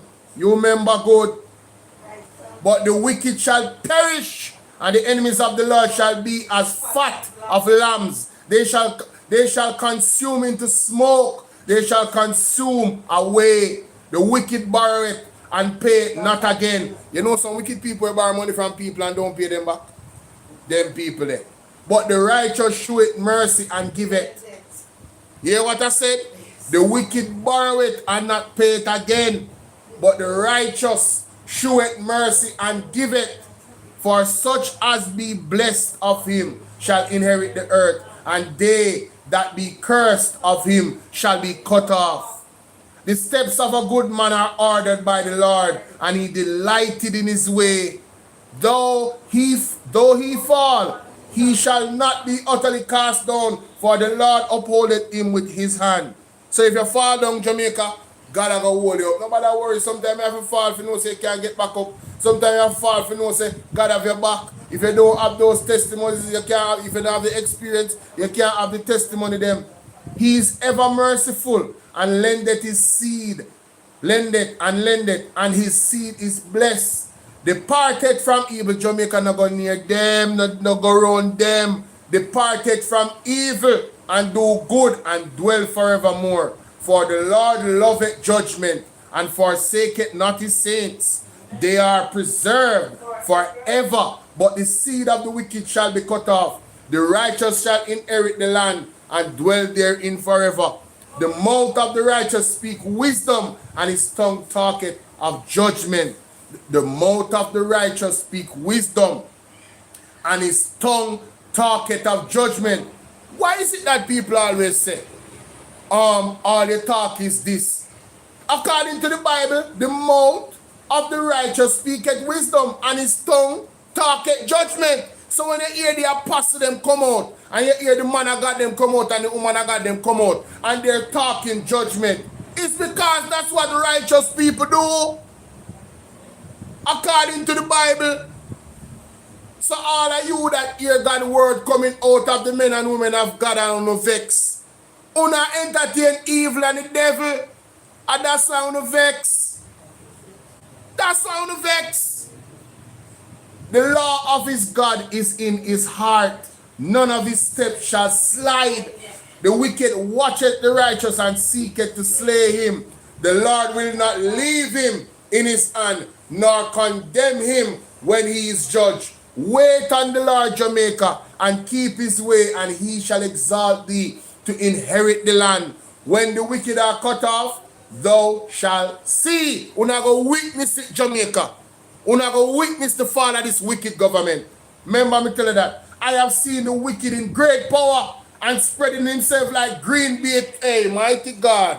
What? Green bait tree, you know? Labor right, you know? Green bait. This can't be a coincidence. I have seen the wicked in great power and spread himself like a green bait tree. Yet he passed away, and lo, he was not. Yea, I sought him, but he could not be found. Mark the perfect man, and behold the upright. For the end of that man is peace, but the transgressor shall be destroyed together. The end of the wicked shall be cut off, but the salvation of the righteous in the Lord, he in their strength in the time of trouble. You understand? God will be our strength in the time of trouble, ladies and gentlemen.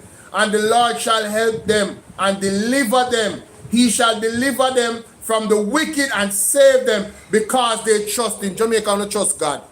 Be patient, wait, and trust God. Do not question anything that is happening. God is in control. I tell you from September 3rd, God is up to something. God is, when it's time to move, God is going to let us know when it's time to move. I'm telling you. I'm telling you. No little joke. That is Psalms 37. I'm going to read this every day. Mighty God. I have to read this every day, man. That is powerful. Calligraph and Wagwan. Big up yourself, my brother. Zine. Big up yourself. It look like we weed out humanitarian spirit, them, man. See what going over here, so. Why they strong over here, so. But over here so good still. Bolo VNR 2.0 good. I'm soon I go on good pan TikTok.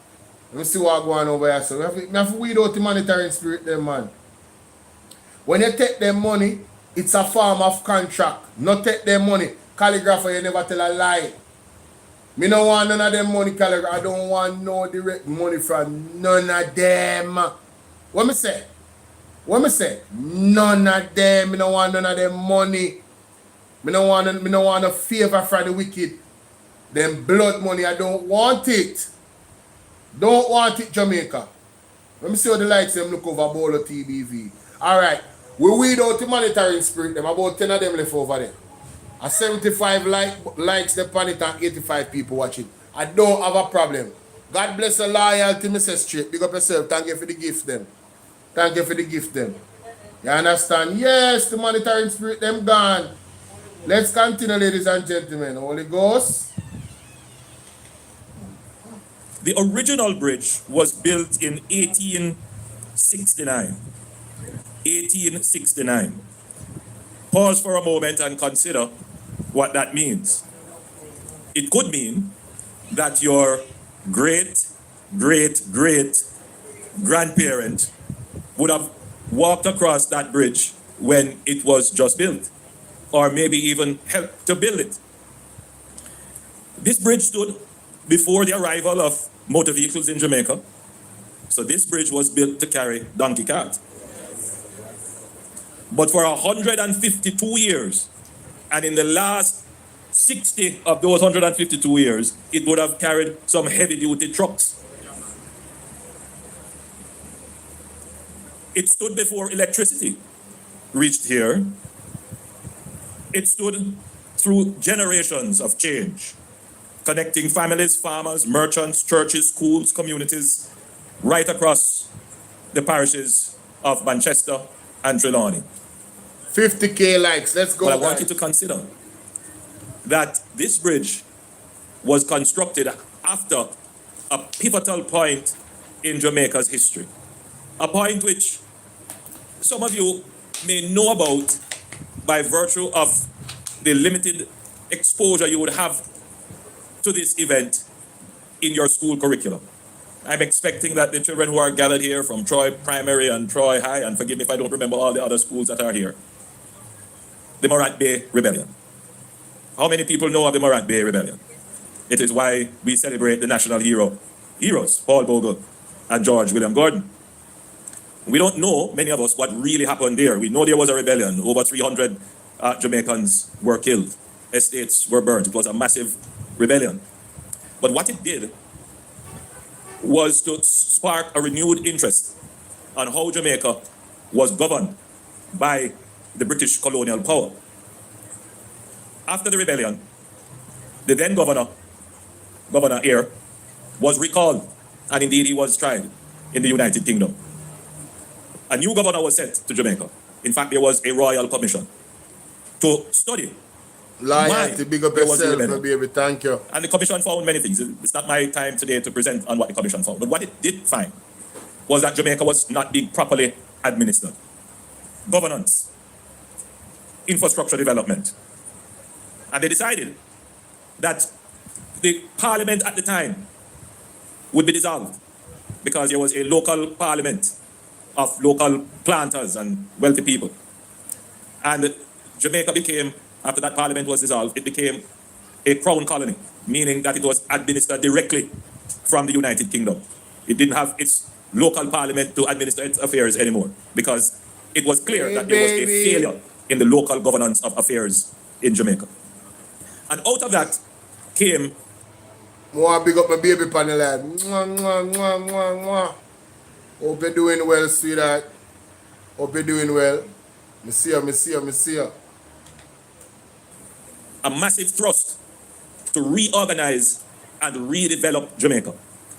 So, somewhere around 1867, what's up, Ivan? Thereabouts, they started to restructure Jamaica. Jamaica at that time had 22 parishes. They whittled down the parishes to 14 so that it could be properly administered. I know it in the minds of Jamaicans, it is inconceivable for some that we could have other parishes. But during that period of time, for the better service of the people, the administrative and geographic arrangements were important. So the new administration of Jamaica, which was coming centrally from the colonial powers in the UK decided that they would cut from 22 to 14. But they also implemented a massive program of public works. So out of that commission, that royal commission, and the new governor, which was sparked as a result of the Morant Bay Rebellion, we had the formation of the JCF, the Jamaica Constabulary Force. We had a new judicial system put in place. And we had the Public Works Department formed. And out of that came massive public works, including the Rio Cobre Canal, which irrigated some 25,000 acres of land. The building of many of the roads that still exist today. And bridges, including the Troy Bridge, which was started in somewhere about 1868 and completed in 1869. I want you to settle on that point, because fast forward to today, it took us almost 5 years. Hi, Jennifer. To build a replacement bridge. Imagine being able to build anything just by thinking about it. Meet Base 44. It took us almost 5 years to build a replacement bridge. The bridge that was first built wasn't built to carry lorries and heavy-duty trucks and the high volume of traffic, but it lasted for 152 years. It would have seen Hurricane Charlie, Hurricane Ivan, all the hurricanes. It was built by virtue of a national thrust directed by the colonial government. And we, independent people, they are being struggle internally to deliver infrastructure quickly. This speech is not just for you. It is for all Jamaica listening. This bridge, it is not only for the benefit of Troy, the area around, the communities around. This bridge is a lesson to Jamaica.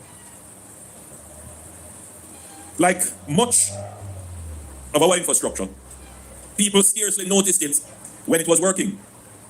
But when Tropical Storm Grace destroyed the bridge in 2021, everyone suddenly understood its value. The closure of this crossing did not simply create great inconvenience, it disrupted lives. Students had to travel long distances to school. Farmers incurred higher transportation costs to move their produce to market. And by the way, the idea behind this bridge was to open up what was called the Yam Belt in Trelawney, to move the yams through this bridge, through Manchester, to carry you into Kingston to get connected to the ports. So the infrastructure supported an economic plan. It is quite unfortunate that somehow our governments, successive governments, have not seemed to have the ability to effect infrastructure plans that support economic plans and social development.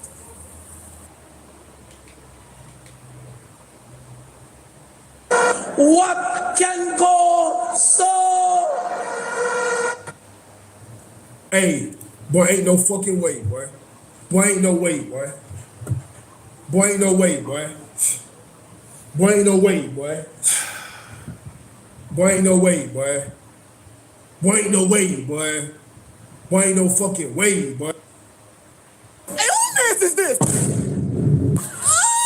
Oh, mans is this?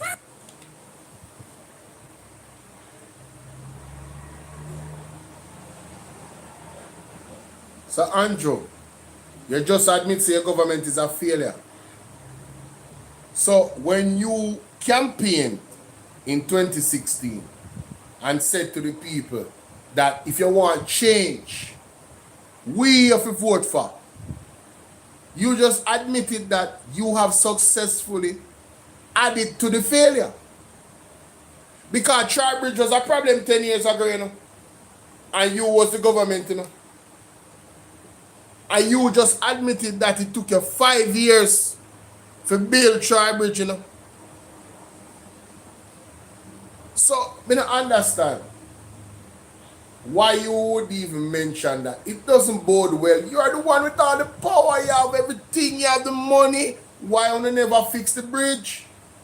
And you think so we don't remember Everald Warmington and his statements that he made?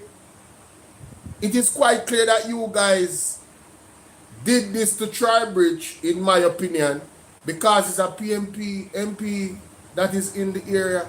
You just outlined how important the bridge is. The first intention of the bridge. The fact that the bridge was not built for big vehicles, but it still lasted 100+ years. So, if this bridge were only built in the last 100 odd years, you know, mark my word, you know, on a waste of money, you know. But then there's another thing about wasting our money. You understand? They say, Bolo and a inbuilt tri-bridge, they only uplift it. No, man, this new bridge, this government built it. May I give them credit. The one before another them built it, another thing I claim. He's claiming that, you know, he's claiming that successful governments has failed where infrastructure is concerned. Listen to him, I say. Listen to this.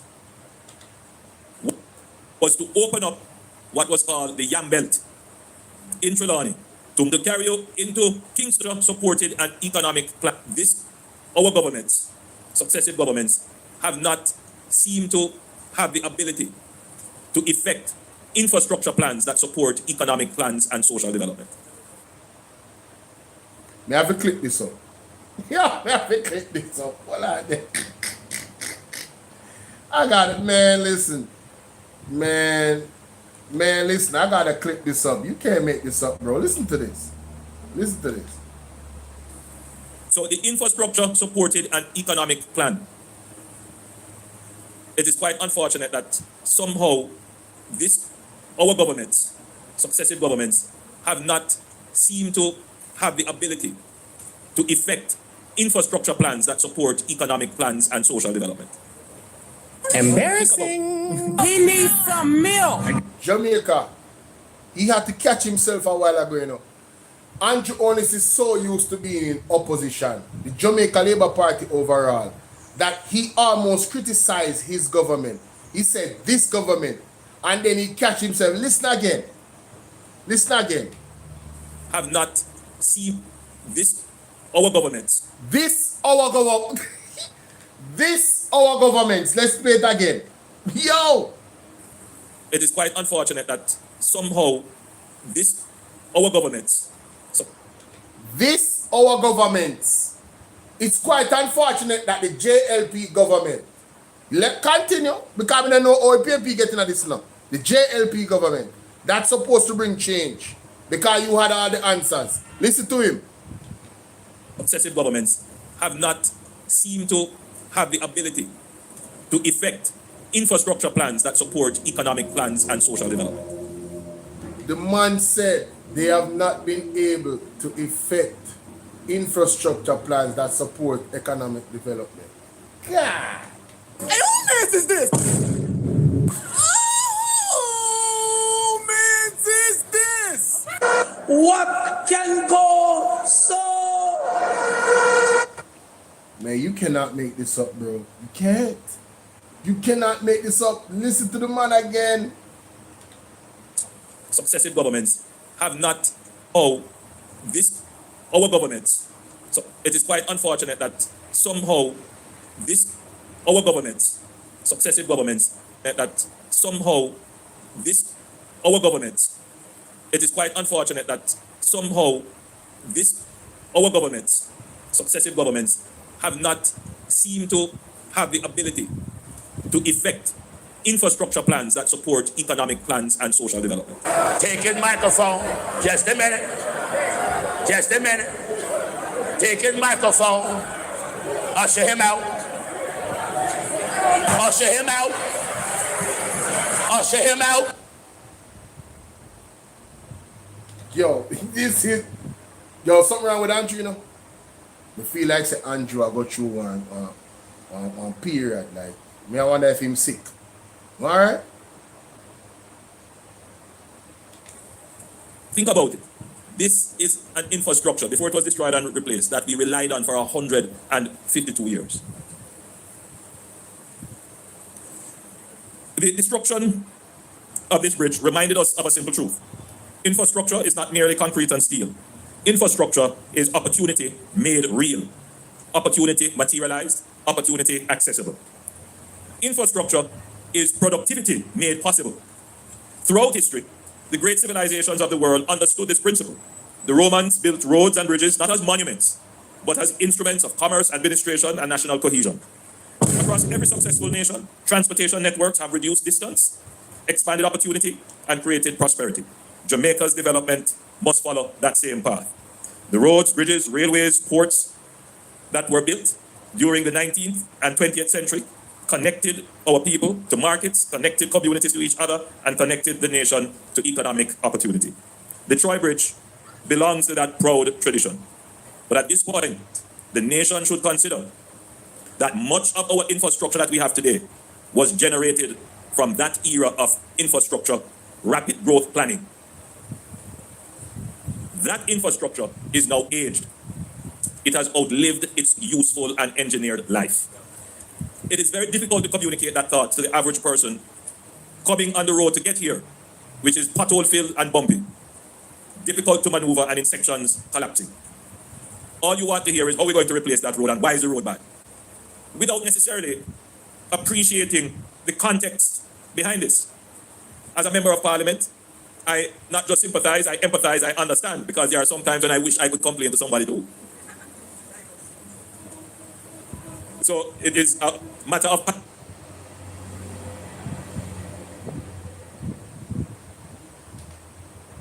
Jamaica. No man, Andrew is losing mind. No, hold on there. Wait. No, Andrew losing mind. Jamaica wanna listen to this. difficult to communicate that thought to the average person. That infrastructure is now aged. It has outlived its useful and engineered life.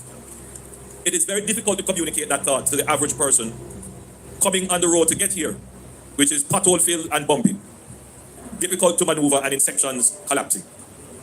All you want to hear is how we're going to replace that road and why is the road bad, without necessarily appreciating the context behind this. As a member of parliament, I not just sympathize, I empathize, I understand, because there are some times when I wish I could complain to somebody too. I not just sympathize, I empathize, I understand, because there are some times when I wish I could complain to somebody too. I not just sympathize, I empathize, I understand, because there are some times when I wish I could complain to somebody too. I not just sympathize, I empathize, I understand, because there are some times when I wish I could complain to somebody too. I not just sympathize, I empathize, I understand, because there are some times when I wish I could complain to somebody too. Hey, boy, ain't no fucking way, boy. Boy, ain't no way, boy. Boy, ain't no way, boy. Boy, ain't no way, boy. Hey, who mess is this? Oh, man, is this? Jamaica, the prime minister of the country, the captain of the ship, is saying that he wish he had somebody to complain to. Mighty God. Mighty God. Mighty God. We need your divine intervention. No man. We're tired of the labor rights. No man. We're tired of the green people. No man. We are so far. Una We walk can't one. take it no more. We need this. We need it. Help. Help. Jesus Christ of Nazareth. Psalm 46. God is our refuge and strength. Is a liberator. Jamaica, I could hear that one more time. This is not safe. The context behind this. As a member of parliament, I not just sympathize, I empathize, I understand, because there are some times when I wish I could complain to somebody too. So what can go so? I want to liberate them, tell me how this go. You have a leader that is charged, elected to lead, and he is looking for somebody to complain to. He wish he could have complained to somebody when he have all the resources to make change. It is quite clear to me that they are incompetent and they lack the political will to get things done. This is unbelievable. No, man. No, man. No. This is crazy. Matter of passing it on to the Prime Minister. Yo! When the pressure from the citizens reach you, to say I've brought it to a higher authority to get these roads repaired. But I want you to bear in mind that we are not going to be able to repair overnight the 20,000 kilometers of roadways that we have, much of which was built over 100 years ago. So the road is not only bad because the contractor didn't fix it properly, which is oftentimes a reality that we face. And Jamaica, I'm telling you something. This brother here and the Jamaica Labour Party, they are very disingenuous. They are very disingenuous, sorry. And they lie by omission. Right? There's something called the Road Maintenance Act. You see these same roads he's talking about that was built long ago, some of them are 100 years ago. There is something called the Road Maintenance Act that the People's National Party put. And this government was the one that, what do you call it? What do you call it in a law? They removed the act. They made it null and void. I'm going to find the picture of the show now. Let's continue. Unbelievable. Unbelievable. cannot be excused. The road isn't only bad because water intrusion or other weather events. The road is bad because it is old.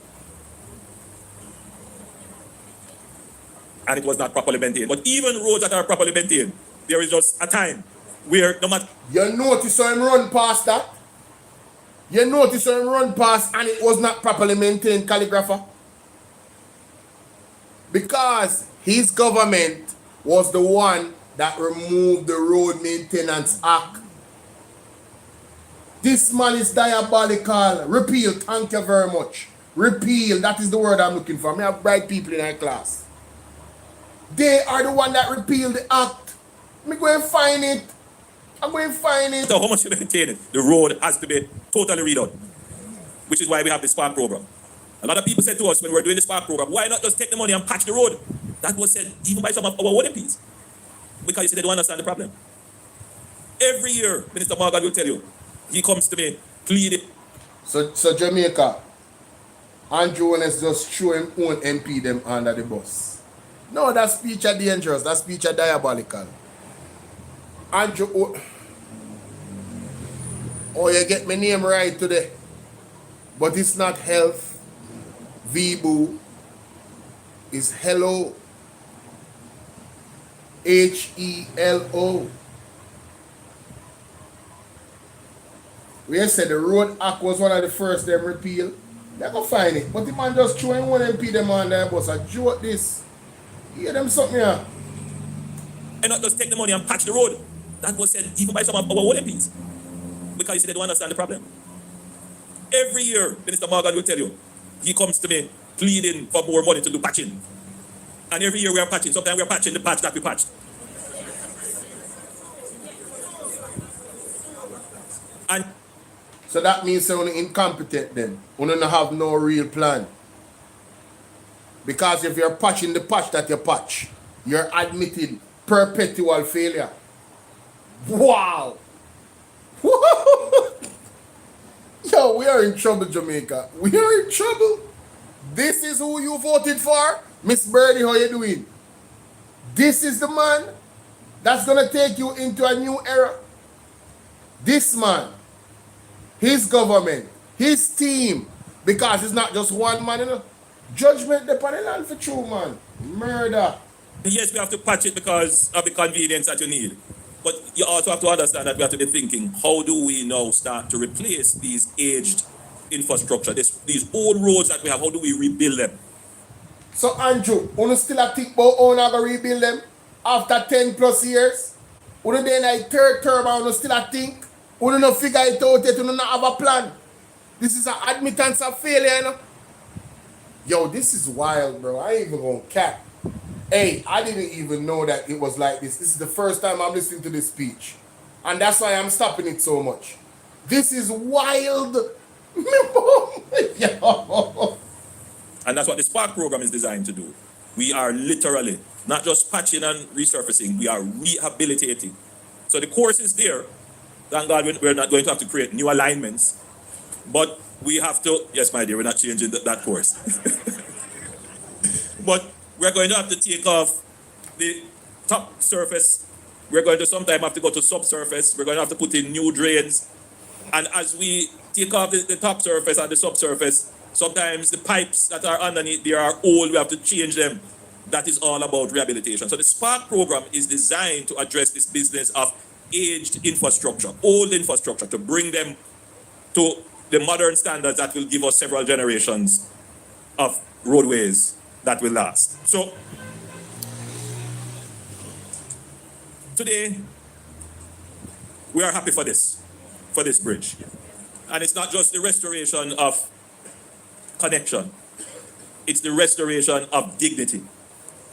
When I saw the first news clips of the kids trying to cross it, some with rope, some wading in the water, I just felt very, very sad about the whole situation.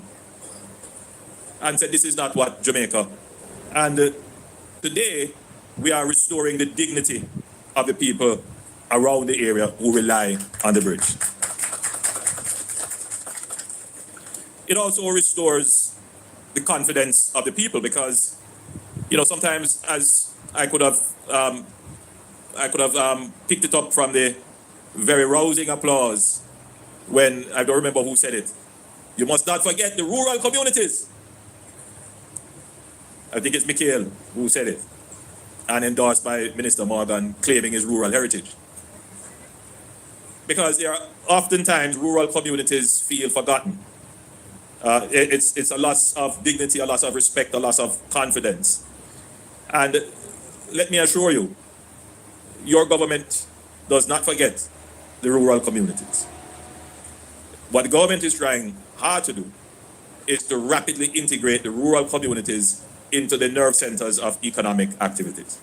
And that means ensuring that you have proper roads to be able to connect. So you can move from here to Kingston, here to Falmouth, here to Montego Bay very quickly. You can choose to live here and choose to work elsewhere. You can move your goods from here to the markets where they will be sold quickly. That's the idea. So we're not forgetting rural communities.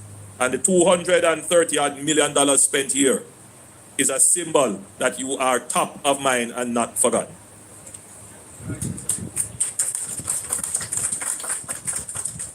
But many Jamaicans have asked a legitimate question over the years. If everyone agreed that the bridge was needed, why did it take so long?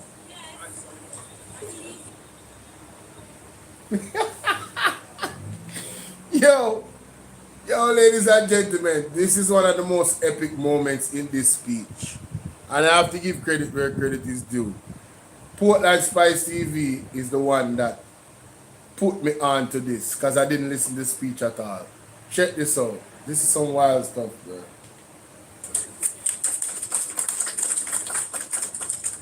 But many Jamaicans have asked a legitimate question over the years.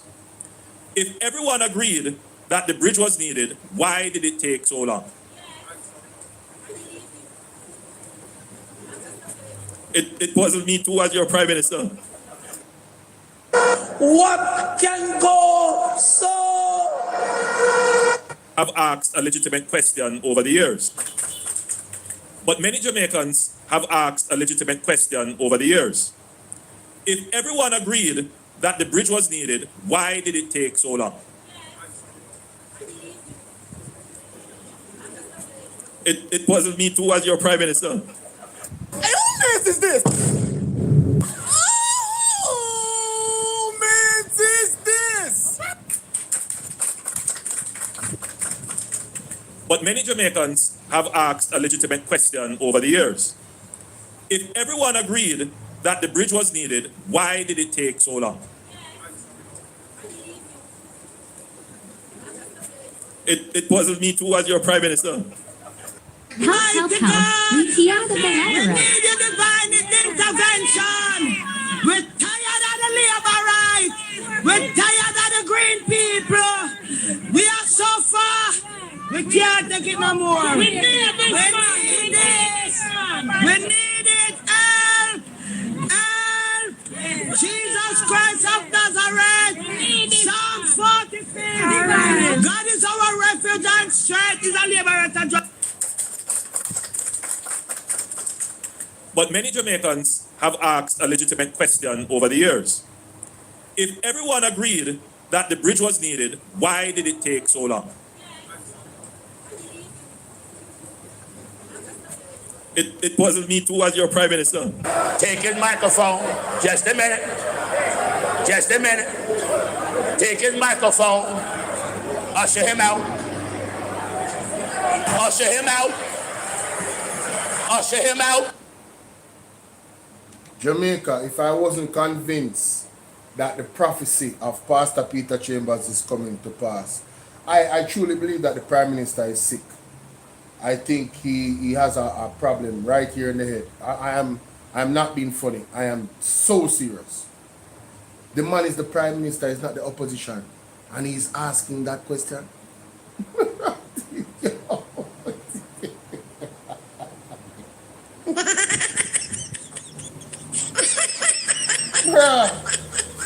Bruh.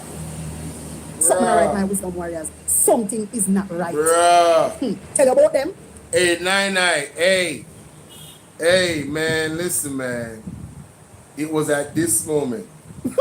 Yo, look at the man's face, Bridget. Look at the man's face. Andrew Holness is living in la.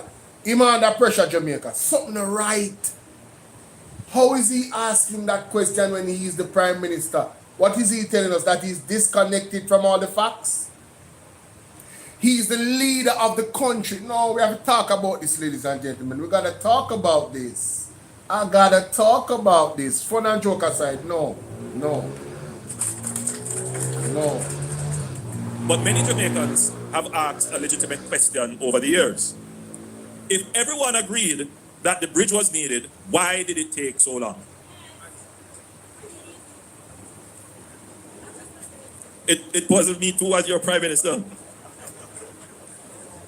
Because the then Speaker of the House, who was the Member of Parliament for one side of the bridge, took an unusual privilege in Parliament as Speaker to raise the concern. And I was about to write her a note to say that this was not usual protocol for speakers to use their chair to raise their constituency matters. But before I could pen the note, the Member of Parliament for the other side, Michael Phillip, stood up and raised the issue as well. So there was a bipartisan agreement that the Troy Bridge must be fixed. But there is such a thing as procedure. I've been using the term bureaucracy. The answer lies, the question deserves an honest answer, right? And the answer lies in the systems governments use to ensure that public funds are spent responsibly. Over many decades, countries around the world... Stop it. Get some help. Stop lying. Stop lying. Stop lying. Stop.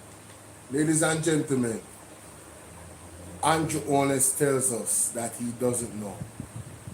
He too is wondering why and goes into a whole storyline. But once the issue is raised and there's awareness around the issue, which is what political representatives are supposed to do in Parliament, that's their job. So big up Michael Phillips for doing that. Why did it take you guys 5 years to fix the bridge, given the importance of the bridge and the urgency of it? And as the leader, you are clueless. You're telling us that you are disconnected from the facts. This is unbelievable levels of incompetence. This is the type of thing that people should come out and say, listen, man, you got to go, bro. Just off this statement alone, you got to go. You got to go. And then you go on to say you want to blame bureaucracy. Bureaucracy have nothing to do with it. Look what you did in procuring buses in 2 months before the election. Because the election was coming, you guys knew how to procure things quickly, innit? Look at the Starlinks. Look at the money you gave to JPS. Don't come to us with that, man. We're not stupid. We're not stupid, ladies and gentlemen. We're not going to allow them to do it, you know. This man is diabolical. Difficult lessons about poorly planned projects. Bridges were built without proper designs. Roads were approved without adequate engineering studies. Costs were underestimated. Budgets were exceeded. Projects were started sometimes even without financing. And taxpayers ultimately paid the price. To prevent those mistakes, government developed systems of public investment appraisal. These systems require detailed engineering assessments, environmental reviews, economic analyses, procurement plans, fiscal evaluations, and independent approvals. These are not meaningless exercises. They serve an important purpose. They help to ensure that taxpayers receive value for money. They reduce waste. They discourage corruption. They strengthen accountability. They support sound fiscal management.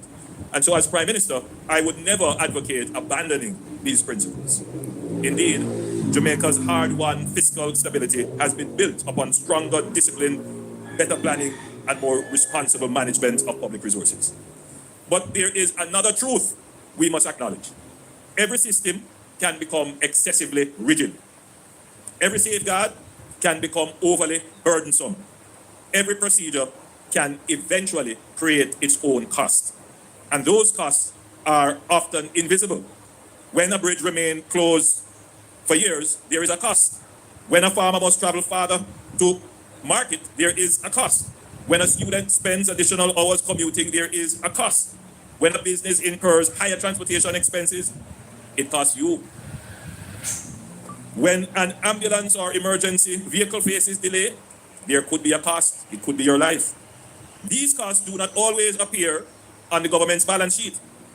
They are not always visible to the technocrat or bureaucrat who is implementing the procedure. Yet, these costs are borne by you every day. It is borne by the children trying to get to school, risking their lives, going down the slope, crossing the river. My challenge is that it is invisible to the people who are saying to the NWA, for example, go and do an environmental study. Go and do an economic assessment of the bridge. Everybody agrees the bridge is necessary, but the procedure requires an environmental assessment of the bridge that was here 152 years before anybody think of environmental assessment. The bridge was built to create the economy that is here, built before, long before, justified its existence. Don't need to say whether or not this bridge will create economic activity. But yet, this project had to go through all of the procedures. I can't complain, you know, because ultimately, it is a government that makes the law, and I want everybody to appreciate. Yo!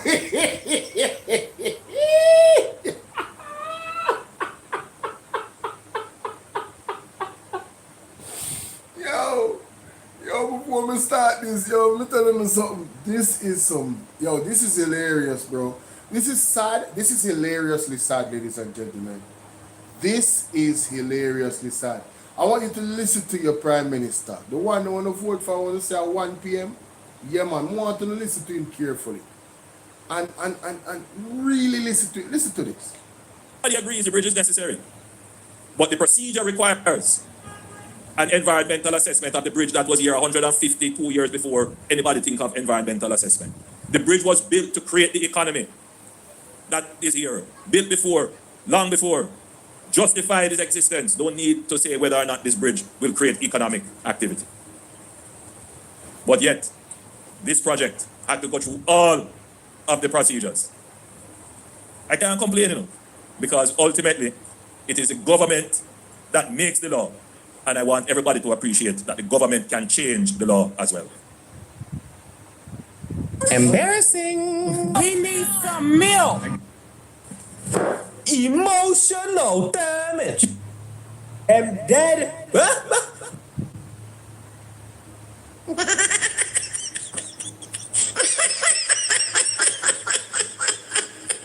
Hey, who mess is this?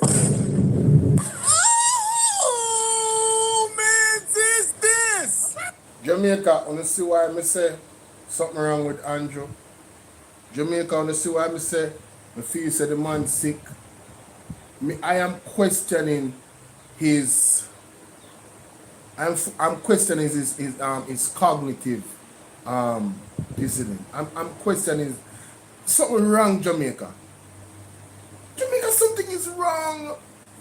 The man said there is policies and laws, and it created all of this situation that caused the bridge to not be fixed in time. But wait, there's more. There's more, ladies and gentlemen.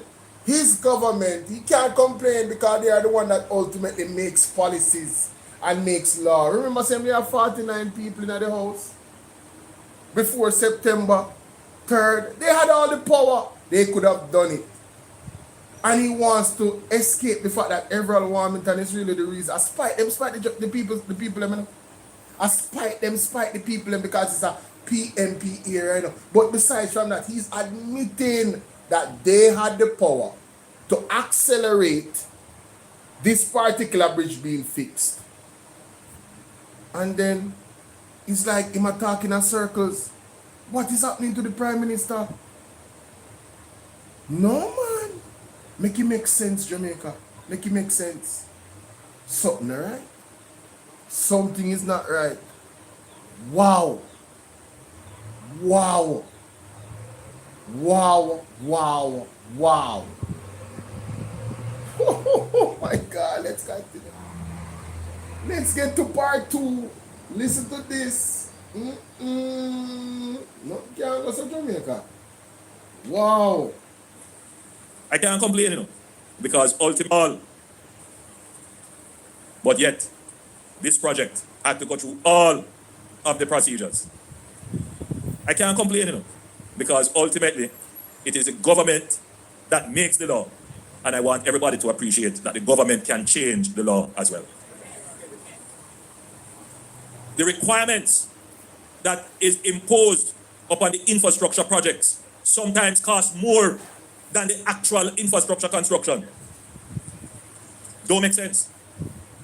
The time it takes to do study on top of study on top of study sometimes take longer than the actual construction work itself. And I tell you, there is a thinking in our country.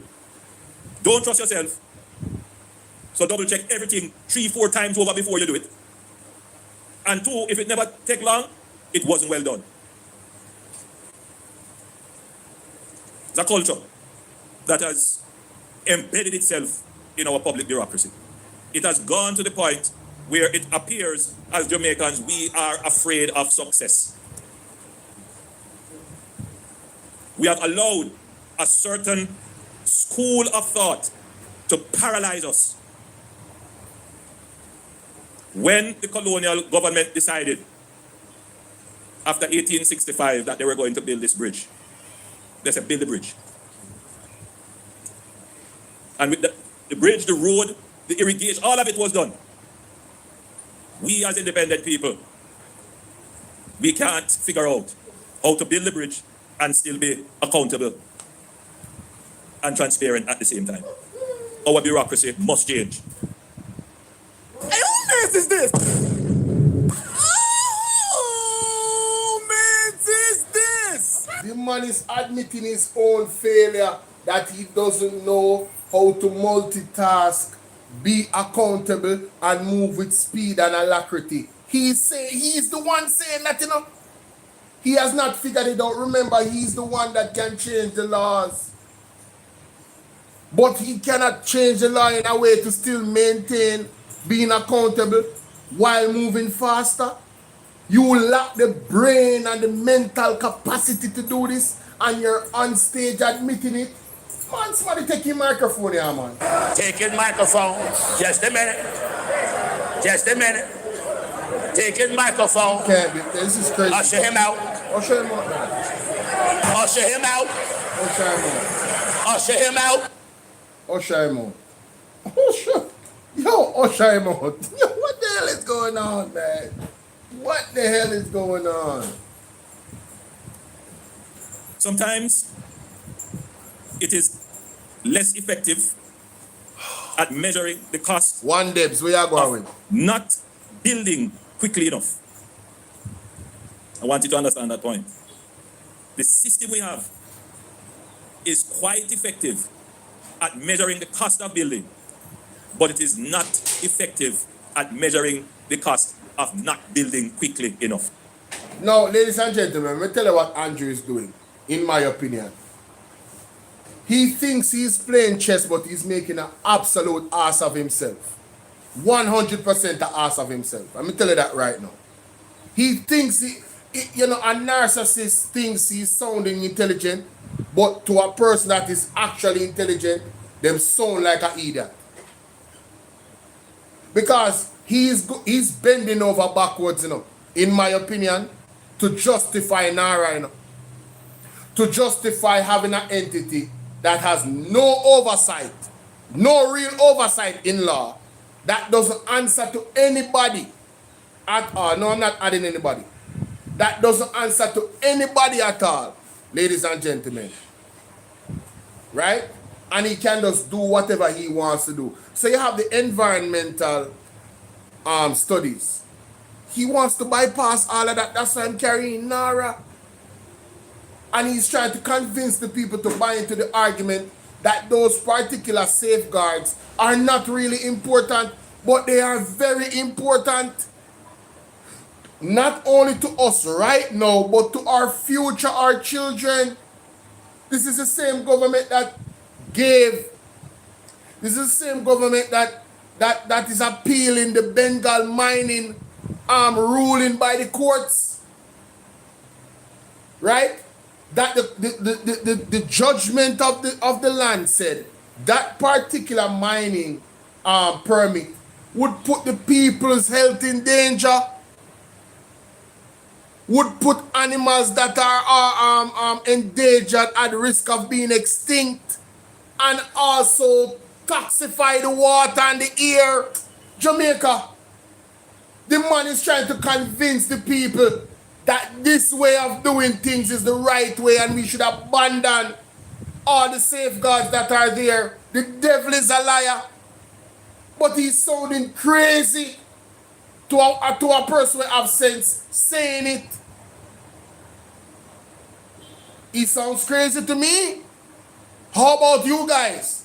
Mighty God. Let's continue. No, man. It would have cost us at least 30% less if we had built this bridge 4 years ago.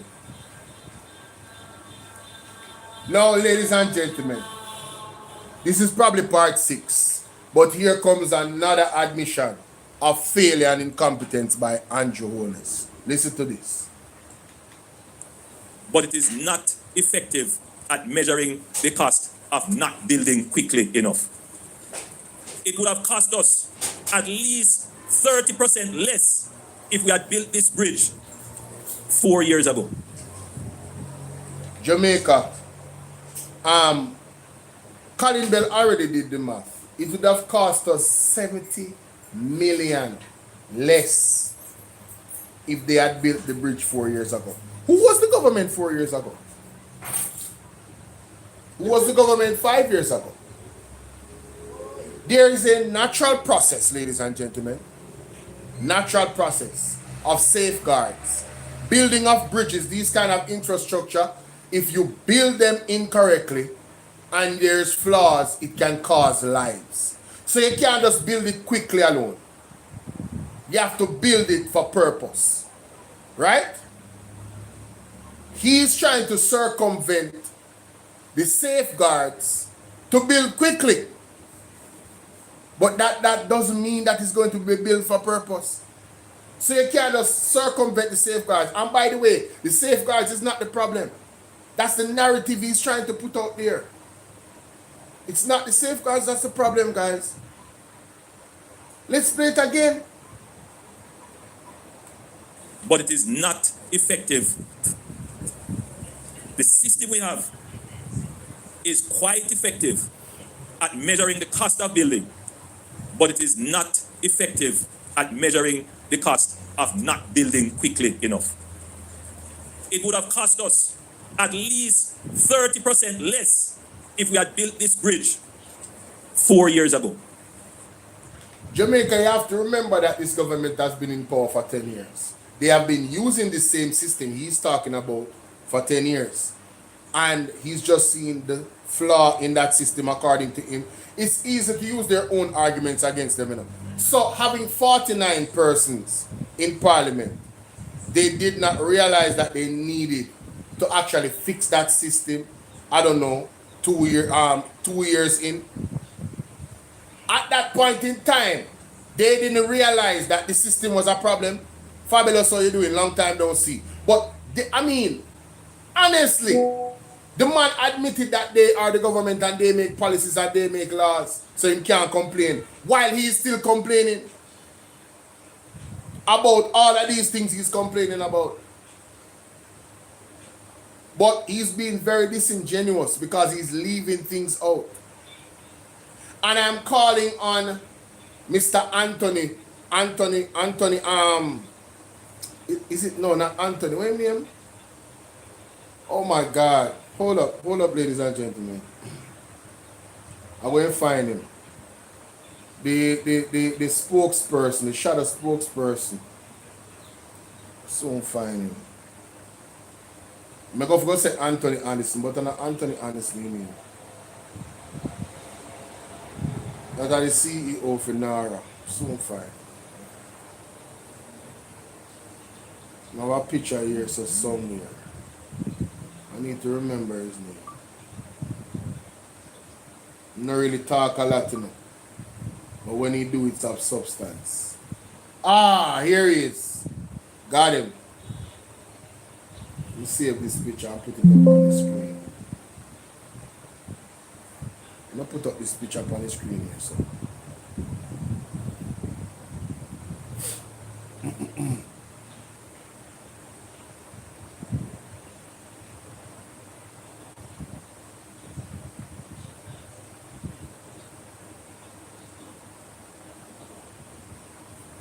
Put up Mr. Anthony on the screen, you heard?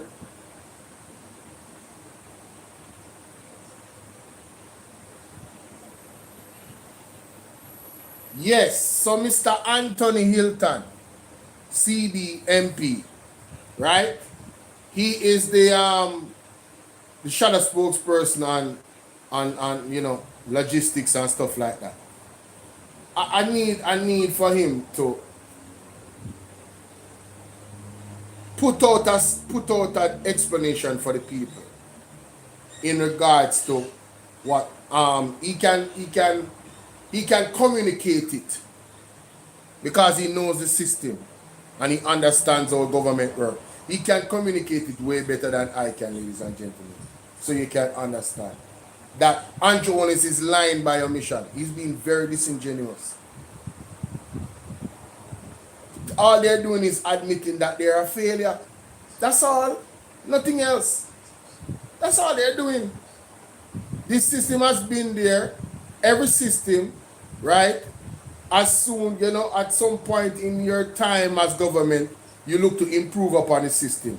But what he's suggesting is to throw away the good parts of the system all in the name of let's get it done faster. And that's why they built NARA. Jamaica, be prepared for what is to come, and for what is to come, be prepared. Tell you, boy. Tell you.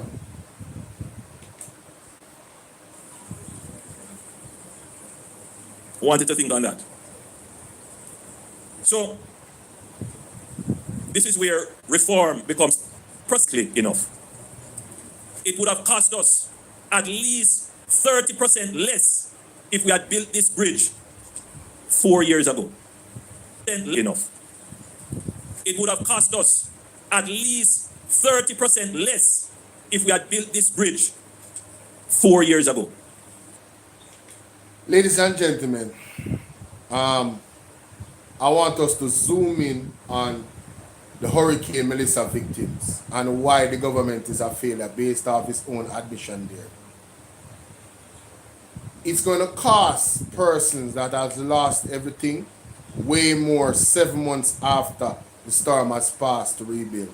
Why is that? Oil prices have gone up. Everything has gone up. Material shortage. So the material that they would need to build back their houses is going to cost them way more. If the government had act quickly, get people assessed very quickly, pump money into getting them assessed and getting them help in the first 3 months, it would have made a major difference in terms of them, one, finding back some dignity, just like the people with the tri-bridge, right? At this point in time, although it took them too long to do that, but he's admitting his failure based off his own statement, because it's going to cost those people a lot more money than it would have cost them. And Rastanheiman was saying this from last year. Colin Bell was saying this from last year. They were on it. Get the people assessed quickly. Get the ball rolling. The money that you borrowed, even the money that they borrowed and they're going to use for Naira, the value for the money has diminished, ladies and gentlemen, because they have not moved quickly. What it would cost them to buy material for the projects them that they're going to do whenever them start, because them don't start yet. It's going to cost them way more now, because the war in Iran don't have no end. As far as we see, it has no end.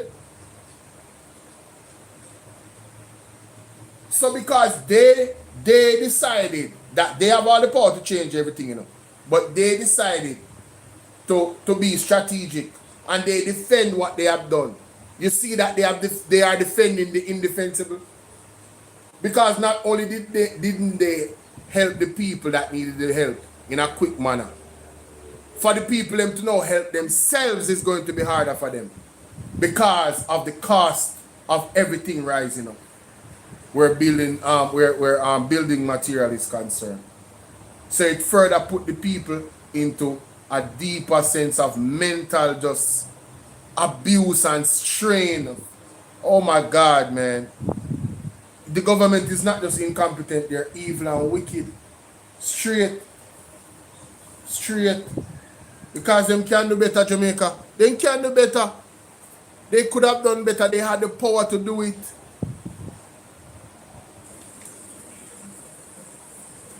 I wanted to think on that. So, this is where reform becomes necessary. The purpose of a process is to produce a result. Unfortunately, many of our bureaucrats and technocrats and some of our politicians and many in the civil society who criticize the work of government believe that the end of a process is another process. And it has no regard for the suffering that you feel. The people who critique the government trying to move fast. Listen to this, germs. What a bangarang. No. Technocrats and some of our politicians and many in this reform becomes necessary. The purpose of a process. This is where reform becomes necessary. The purpose of a process is to produce a result. Unfortunately, many of our bureaucrats and technocrats and some of our politicians and many in the civil society who criticize the work of government believe that the end of a process is another process. And it has no regard for the suffering that you feel. Yo, this man is using reverse psychology to blame the people that are there that have a brain to say, yo, brethren, we want the people to get help, but we also don't want them to thief with money. We also don't want them to go to friends and family contracts. We also don't want them to fat the phone of pockets, acting as if you are going to actually help us. The man is saying that the people and the technocrats and the opposition and civil society, all of them is against you, the people. What a wicked man. The man flipped everything for the people and we actually did it to protect us. That's like saying a police that actually does his job and put on in body-worn camera and actually deal with people the right way. He'll be saying that, listen, they don't really care about you, They just want the other police that are unaliving citizens with extrajudicial killings, they are putting on the body-worn cameras to make them look bad. Mighty God. This man is diabolical. I don't think y'all heard me. He is using reverse psychology. So the civil society groups would be the ones that are wearing a body-worn camera. They said they demand, let's wear body-worn cameras, right? And Andrew Wallace is saying they are wearing body-worn cameras to make the bad police them look bad. It's not that they care about you. That is the level of reverse psychology the man is using. This is wild, man. This dude is really, really wild. Who criticize the work of government believe that the end of a process is another process. And it has no regard for the suffering that you feel. The people who critique the government trying to move fast will never come here and hear your complaints. In fact, have you ever seen any one of them? What kind of nonsense is this? The people in civil society, that's not their job. That is your job and the MP's job to make sure you go and hear the people them cry. What kind of nonsense? And the people ain't really there and swallow this garbage. Hey, man, y'all better wake the hell up, man. What is going on in Jamaica? Yo, this man is crazy, bro. This man is crazy. When the process itself becomes an obstacle to results, then responsible leaders have an obligation to improve the process. The objective is not to choose between accountability and efficiency. You know that this is real dictatorship. And this government has used this same strategy every time. Anytime somebody questions the government and critiques the policies they put in place, they become public enemy number one, and they are attacked by the Prime Minister and all of his MPs. This man is a charlatan for real. You ain't telling no lies, hey?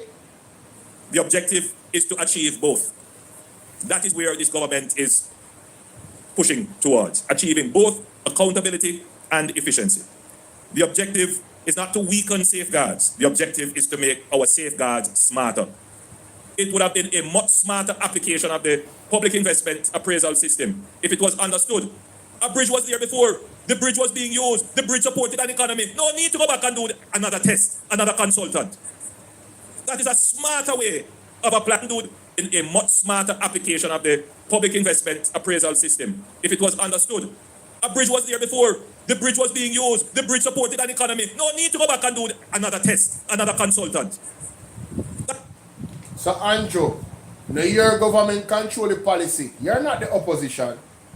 So why you never set that system in place, I don't know, 8 years ago, for it to run in the way that you're upset about?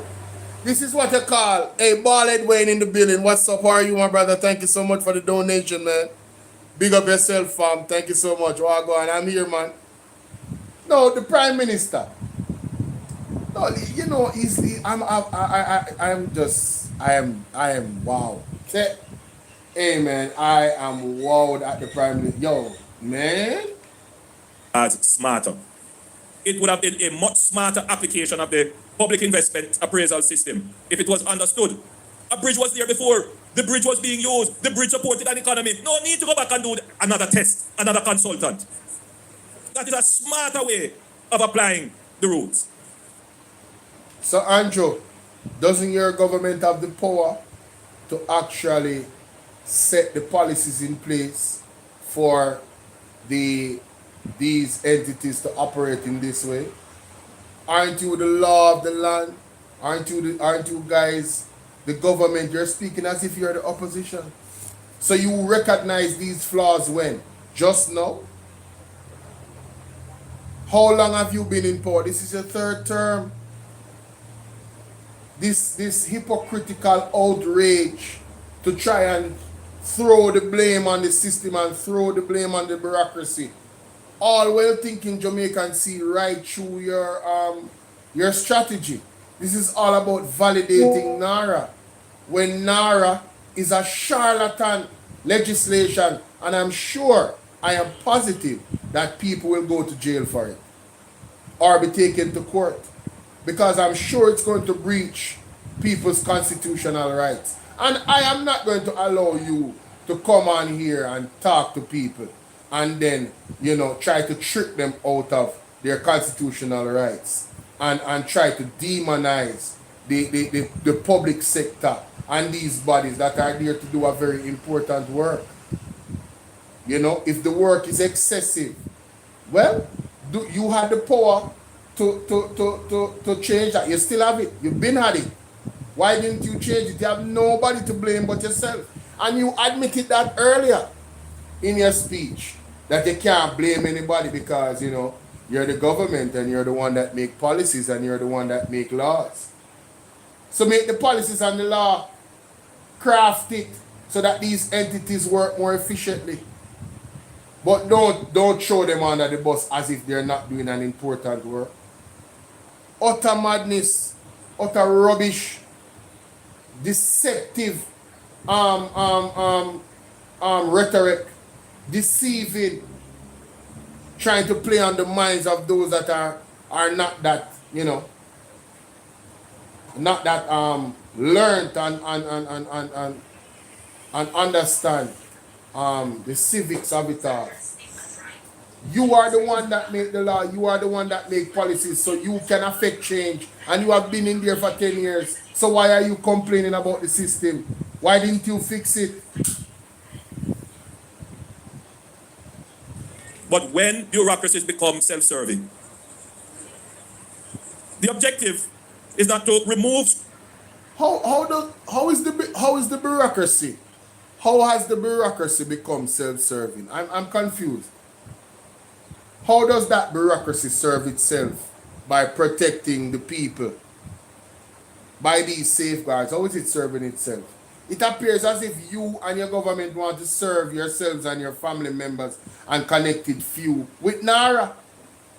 That's what it looks like. That's how people feel. Everybody is talking about it. And if you think deliberate, them not woken up to see that you guys truly are about yourselves and not the people, well, you've made a sad mistake, sir. I can tell you that right now. You've made a colossal mistake. You're in error. Scrutiny. The objective is to ensure that scrutiny does not become paralysis. This bridge teaches us that scrutiny has definitely not paralyzed your government, because you guys don't look at scrutiny. You chastise it. You attack the scrutiny, not with facts, but with feelings. And then you set your watchdogs and try to set the people on the people that are watchdogs. You are the devil. This is a tactic of the devil. When a watchman is there to protect the people and say, hey, don't go over that precipice, you will die. You're saying what is wrong with you. You're telling the people foolishness. There's no precipice there. You are wicked and evil. And then, when the problem comes and the damage is already done, you guys have set a system in place with NARA, and this is a hypothetical, you know. When the damage is done with NARA, and you guys have fattened your friends and yourselves pockets, right? And the people now have to pay back these money with interest, right? And all types of problems occur. You guys have a get out of jail card. You cannot be impeached, right? You're indemnified, and you expect well-thinking Jamaicans to be comfortable with that in a low-trust environment. But tell us there's something wrong with him in his brain. Something is wrong with him, you know? And something wrong with the people and more that support him, right? That understand that they are the one that get in the issue end of the stick. We are the ones that have to pay back this money that is going to Narayana with interest.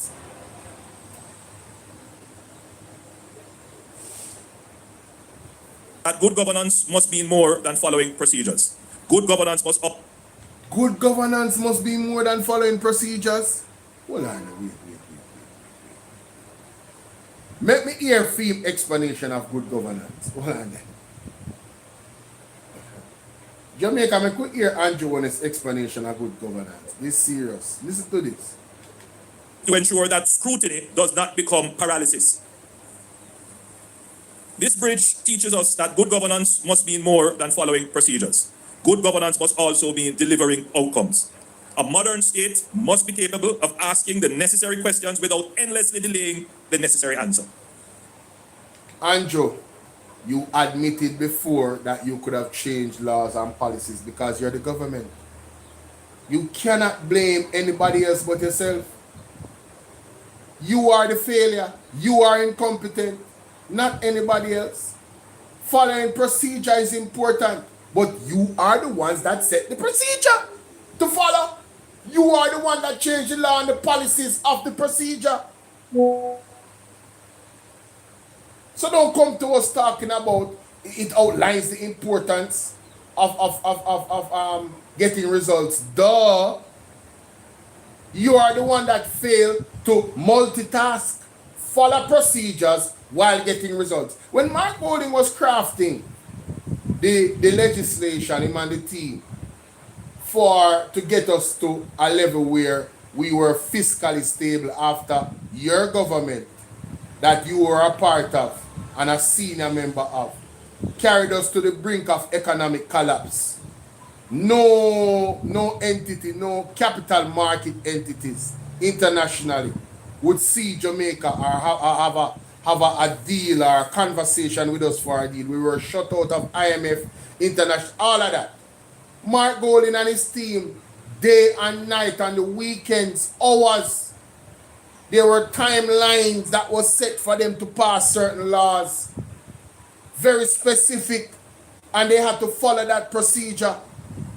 It takes political will to do so, which clearly you do not have. All you do is complain about a system that you are heading and complain about procedures that you know you're supposed to follow. How about persons that are actually, you sound like a criminal in real life. Only a criminal have so much problem with procedure. You know him sound like a criminal. I can say that. Only a criminal act as if him have so much problem with procedures. You understand all of these things that I have to actually do to be accountable. I don't like it, it is a problem. Right?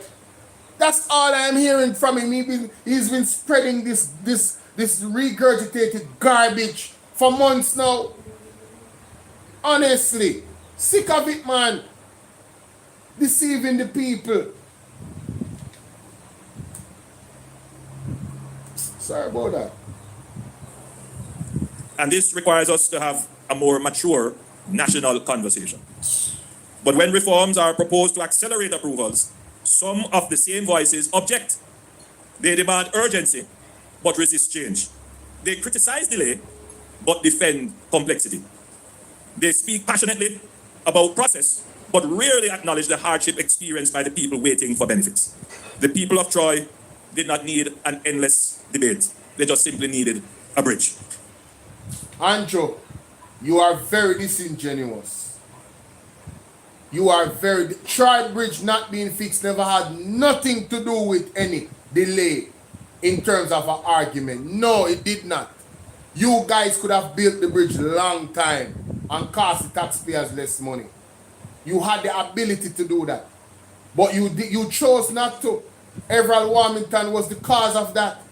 And that is the elephant in the room that you're going like you don't want to remember. Like you want people to have convenient amnesia about that situation.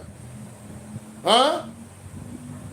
Why anybody is not brave enough in the crowd listening to him to say, brother, foolish is your talk. And this is why. You know what I mean?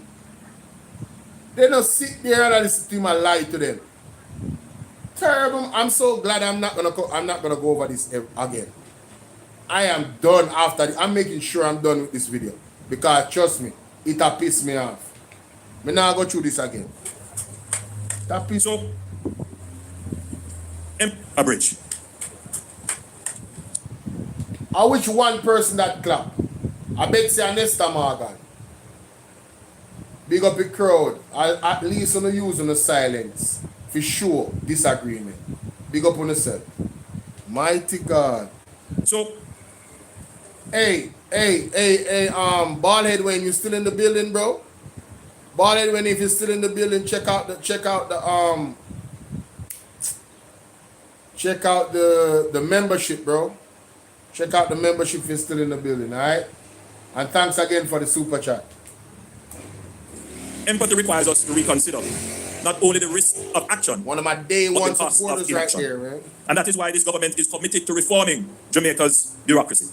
We are determined to modernize our public investment and approval system. We are determined to reduce duplication. We are determined to shorten approval timelines. We are determined to create accelerated pathways for critical infrastructure projects where delay imposes significant hardships on citizens, because efficiency is not the enemy of accountability. That is why, ladies and gentlemen, we have created the NARA. That is why. So this was all a speech about NARA, you know, promoting NARA, you know, to justify the wicked, evil act that they put out, you know. He didn't come to say, yes, Tribridge, help for the people. We're sorry that we took so long, but you know, whatever. It's all about defending NARA. Sad. We have created the National Agency for Reconstruction and Resilience, the NARA Authority. So, NARA will seek to structure projects, order them, cut unnecessary bureaucratic red tape, but at the same time gives a high level of accountability, transparency, and ensures the integrity of the processes. NARA will not only help us to recover from the hurricane and build resilience, but more importantly, NARA will show us that there is a better way to build Jamaica. There is a faster, more efficient way to bring infrastructure development to the people of the country. So, this bridge stands as a symbol of resilience, but it also stands as a challenge to us as Jamaicans. You have been fed a diet by our intellectuals, our so-called thinking class, that you can't trust your government. That everything that is being done, there is something hidden behind it. You have been fed a diet which says your government is incapable. As independent people, we need to shake that off. And brother, the people them can't see for themselves saying incompetent. They can't see for themselves saying cannot be trusted. And they can't see for themselves say all you guys have been doing is growing your own wealth and your friends and family wealth. What's up, Delroy? They can see for themselves. Who don't want to admit it is those that support the Jamaica Labour Party. But that don't mean them don't see it.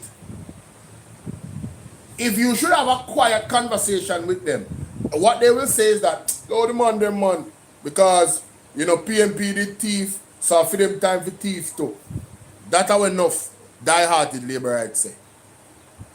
But those die-hearted Labourites, they are looking to get their little thing in a for them hand. You understand? Boy, hey, listen, man.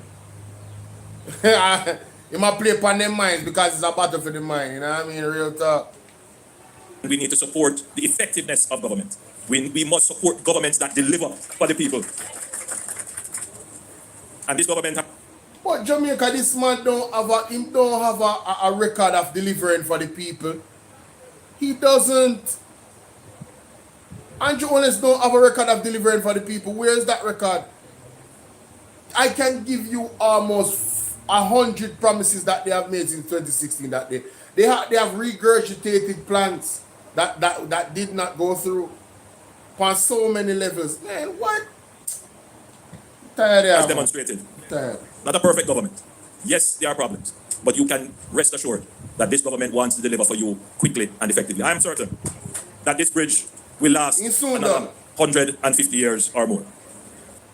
Andrew, you certain say the bridge will last 150 years or more. Member say they say that, you know. As a matter of fact, I go put it on tape say this say. Yeah, make sure. Ladies and gentlemen, I want you to remember this promise that Andrew made.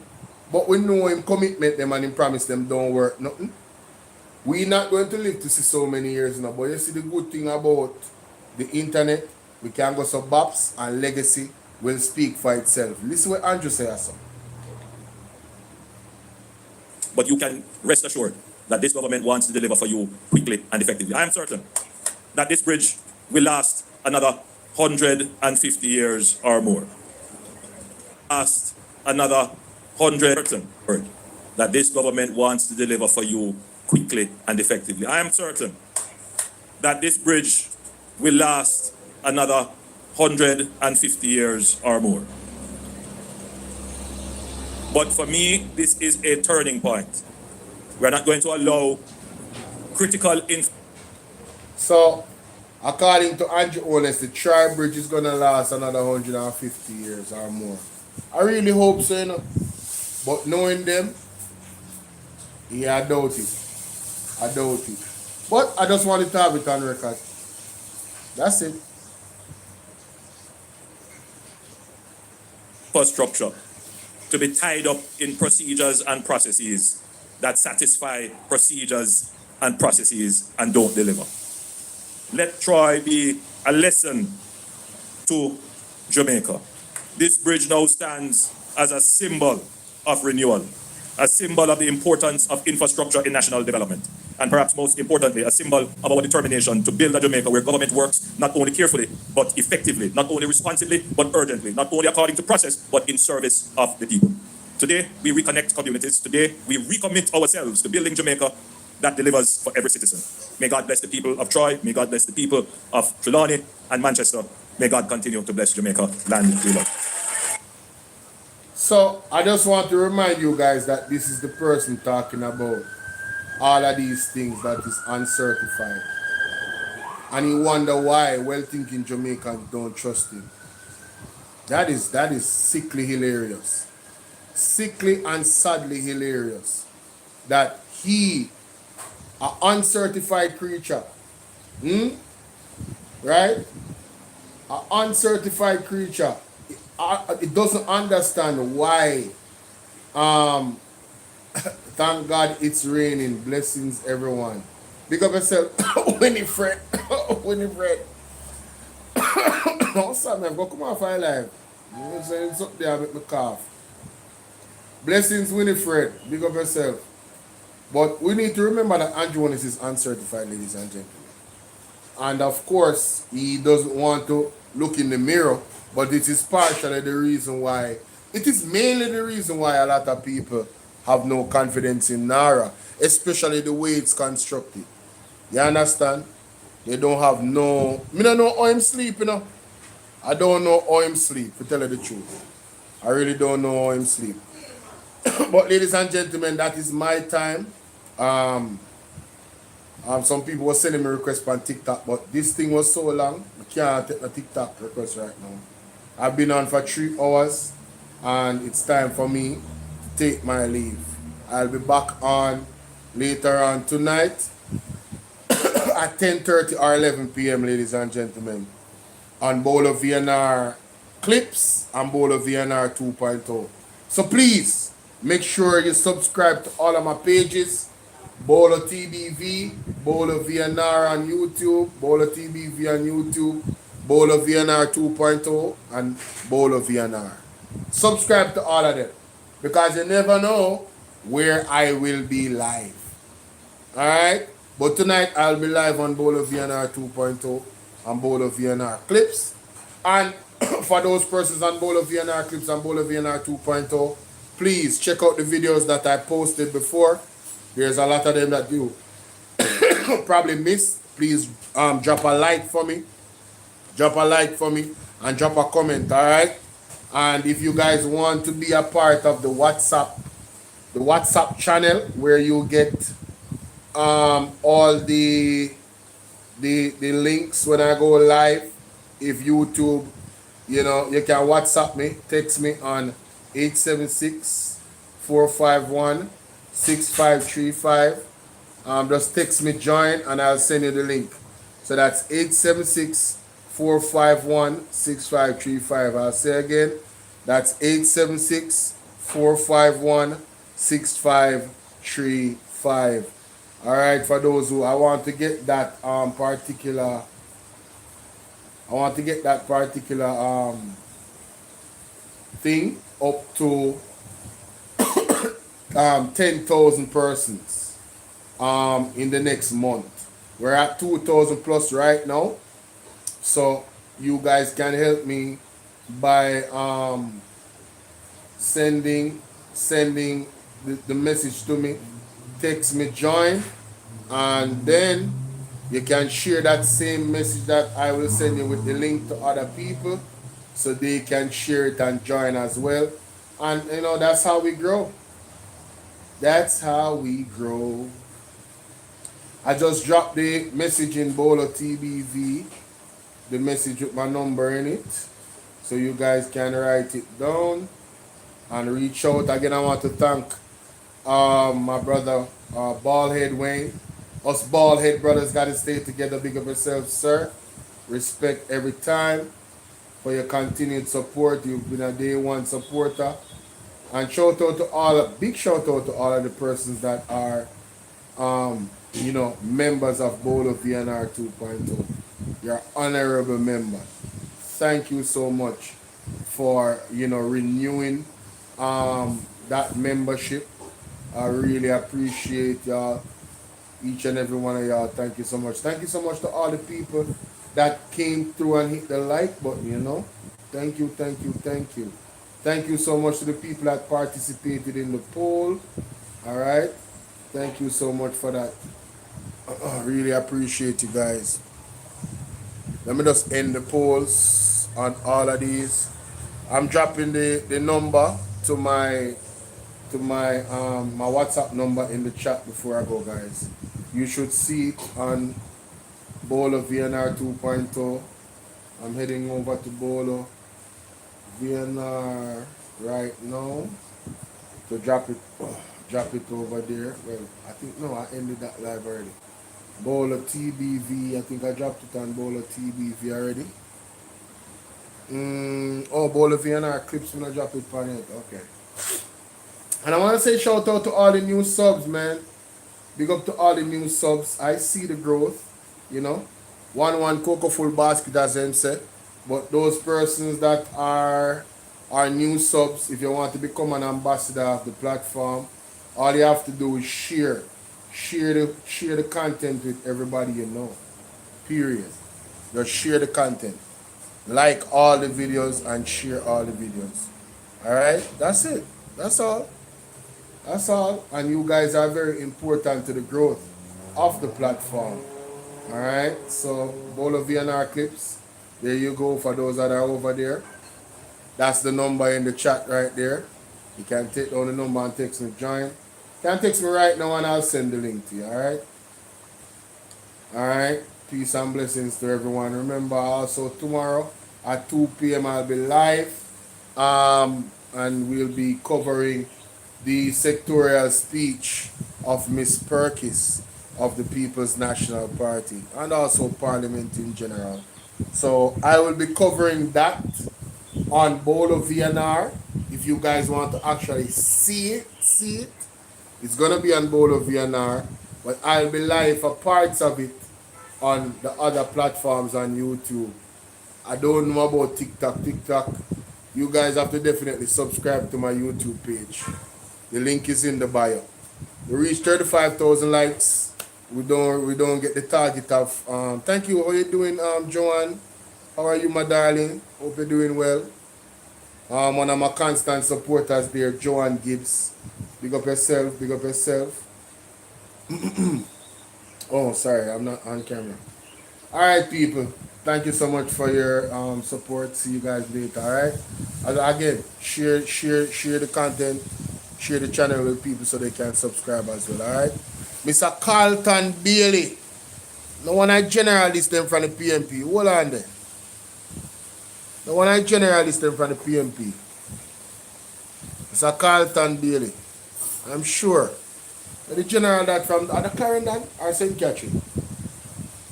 When I stalwart them.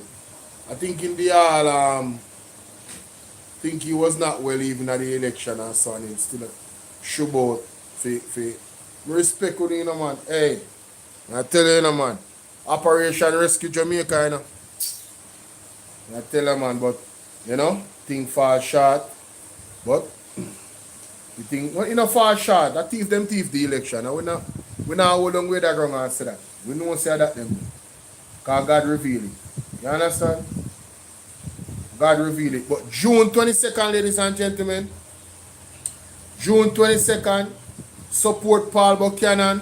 Mr. Paul Buchanan will be in court challenging that seat with Andrew Holness. So remember the controversial seat? Yes, yes. He will be in court, ladies and gentlemen. Make sure to support him. Listen to this. What if people? What if people, you know, I don't want to change because sometimes when I go over here and go for our next page, you might listen to that on my own time. I'm pastor, I hear him myself on my own time, but let me I forgot to the word, you know. I forgot to the word and check up on the word and see. Ooh, if you have any new, oh my God. How long is this? Let me see how long is this. Realize. How long is this? Oh yeah, we're gonna do a video on this. Lord have mercy. Who thinks I'm gonna come check Jamaica? All right, people in West here. This is gonna be a video that I'm gonna post. Yes, yes, this is about what happened Friday. Thus saith the Lord.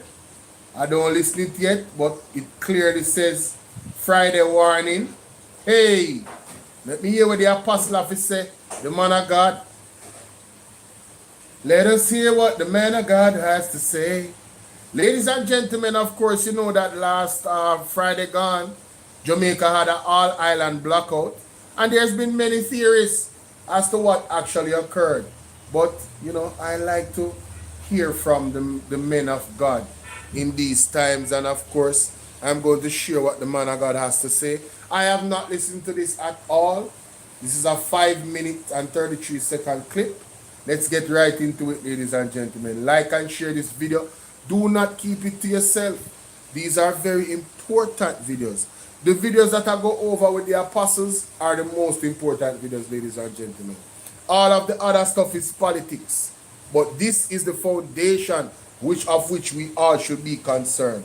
When you're hearing the message from the throne room of God, through the men and women of God. Yes? Let's continue.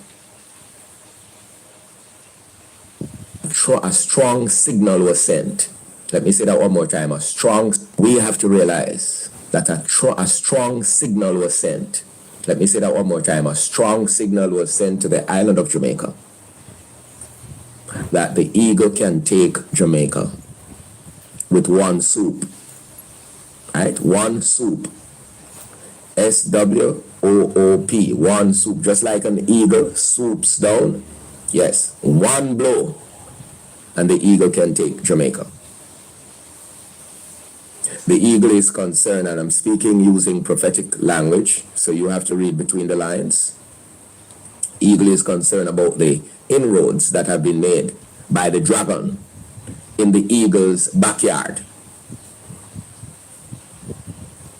And so a strong signal was sent to the island of Jamaica that the eagle does not have to set foot, literally, on Jamaican soil to take Jamaica.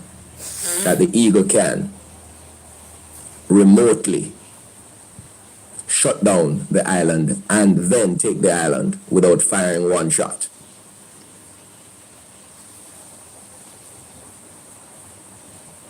Is that clear? And so a clear warning and a clear signal has been sent to Jamaica to get her house in order. There are certain things that Jamaica must cease and desist from doing where the dragon is concerned and also where corrupt leaders are concerned. The eagle is making it known that the eagle has its eyes on Jamaica and will not allow the dragon to advance any further in Jamaica because the Caribbean is the eagle's backyard. Having said that, as I said yesterday, let me just quickly say the United States, I'm not putting them on a pedestal, The United States is a backslid nation. Let me make it clear. And God is also warning the United States that she had better repent, because she's playing the role of Babylon.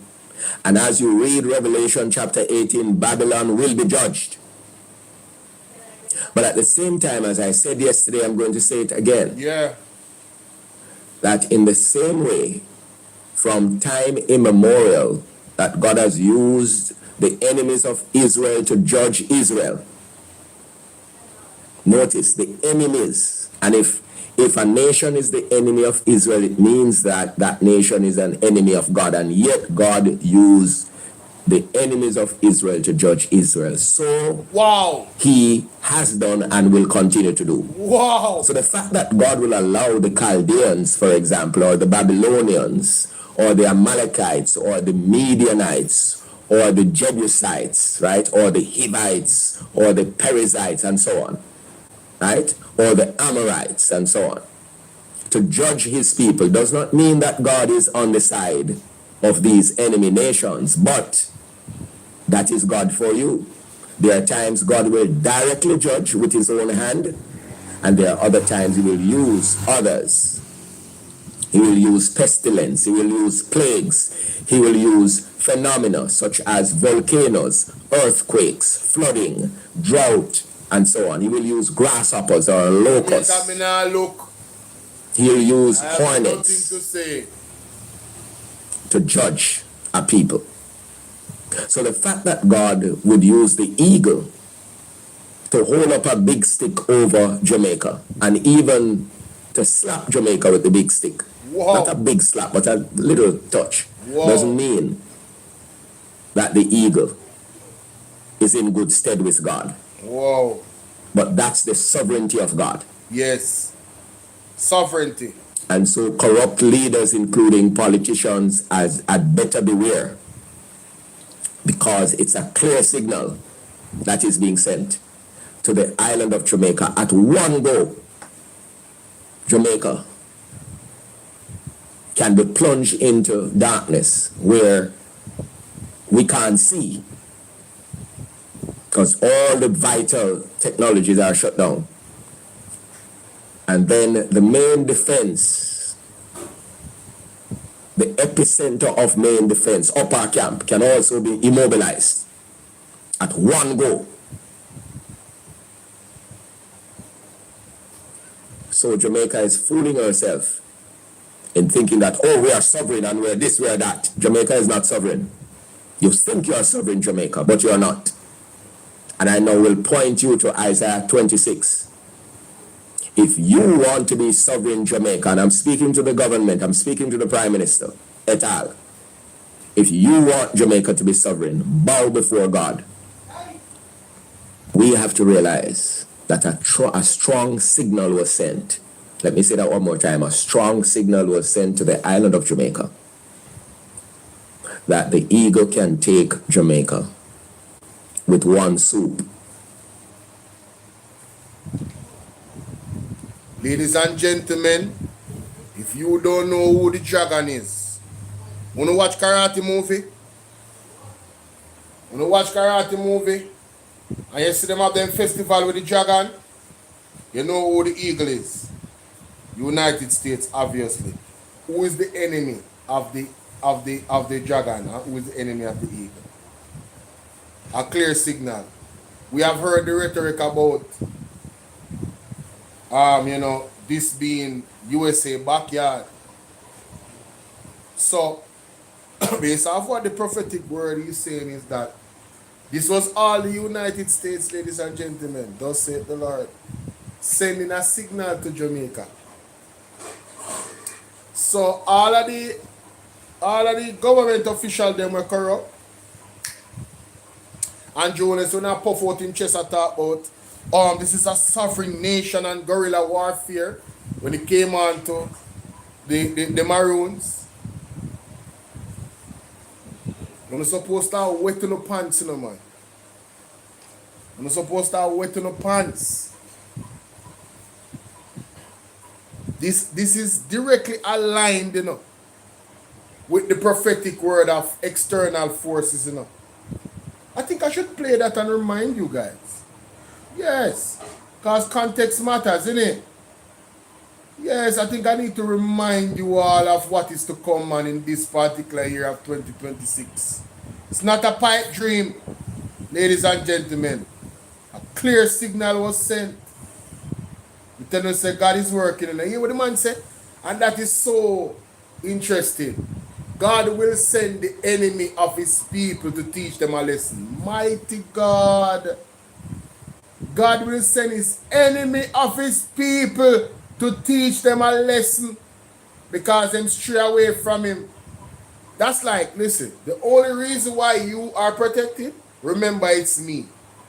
I'm the one blocking them from hurting you. And now you're disrespecting me. I remove my hands. I remove my hands. I remove my edge of protection. And now you are vulnerable. It's to remind you of who is the boss, who is in control, and who is worthy to be praised. Jamaica, you know, get more clearer than this. It don't get more clearer than this. Let me play this one, external forces. And we thank God we are seeing more and more church leaders speaking up about the 3 days. We're seeing an increase in that, and we're happy because initially it was the impression that, oh, it is Shuttleworth's idea. Poor me. Huh? Me? My idea? Not my idea. So more and more as I'm seeing others, men and women of God, waking up to the reality and also daring to listen. They are now coming forward and said it's 3 days. Yes, it is. And the Lord had made that clear some years now. And we will continue to say it because that's what the Lord requires. Not some little prayer breakfast here and prayer breakfast there, or person saying, oh, we're going to be wearing black and we march. No, that's not what is required. What is required is that the nation of Jamaica must be locked down for 3 days. That is what is required. And then, as a nation, we will move the heart and the hand of God to extend mercy and to shift things and reset things in this island of Jamaica. Failing that, we will continue to see conditions deteriorating in Jamaica through different types of adversities, including cataclysmic ones, and also what is now looming is external intervention into the affairs of this nation, which will lead to forced resignation of political leaders, stepping down, yes, and also some of them being arrested publicly. That is looming, and I'm speaking prophetically as the Lord is showing, which would also tie into the prophecy of ruffling of feathers, plucking out of feathers, and clipping of wings. Yes. So if we don't repent, these are a number of things that are in the offing, and we will just see them unveiling or unfolding right before our very eyes. I'm going to play one more, ladies and gentlemen, for this reaction that I will be posting. I hope that you guys like and share up the video, man. I don't have a problem with persons watching the live, you know, man. The video will be posted anyway, so other persons can actually see it and share that particular portion instead of the entire live to people. Listen to this.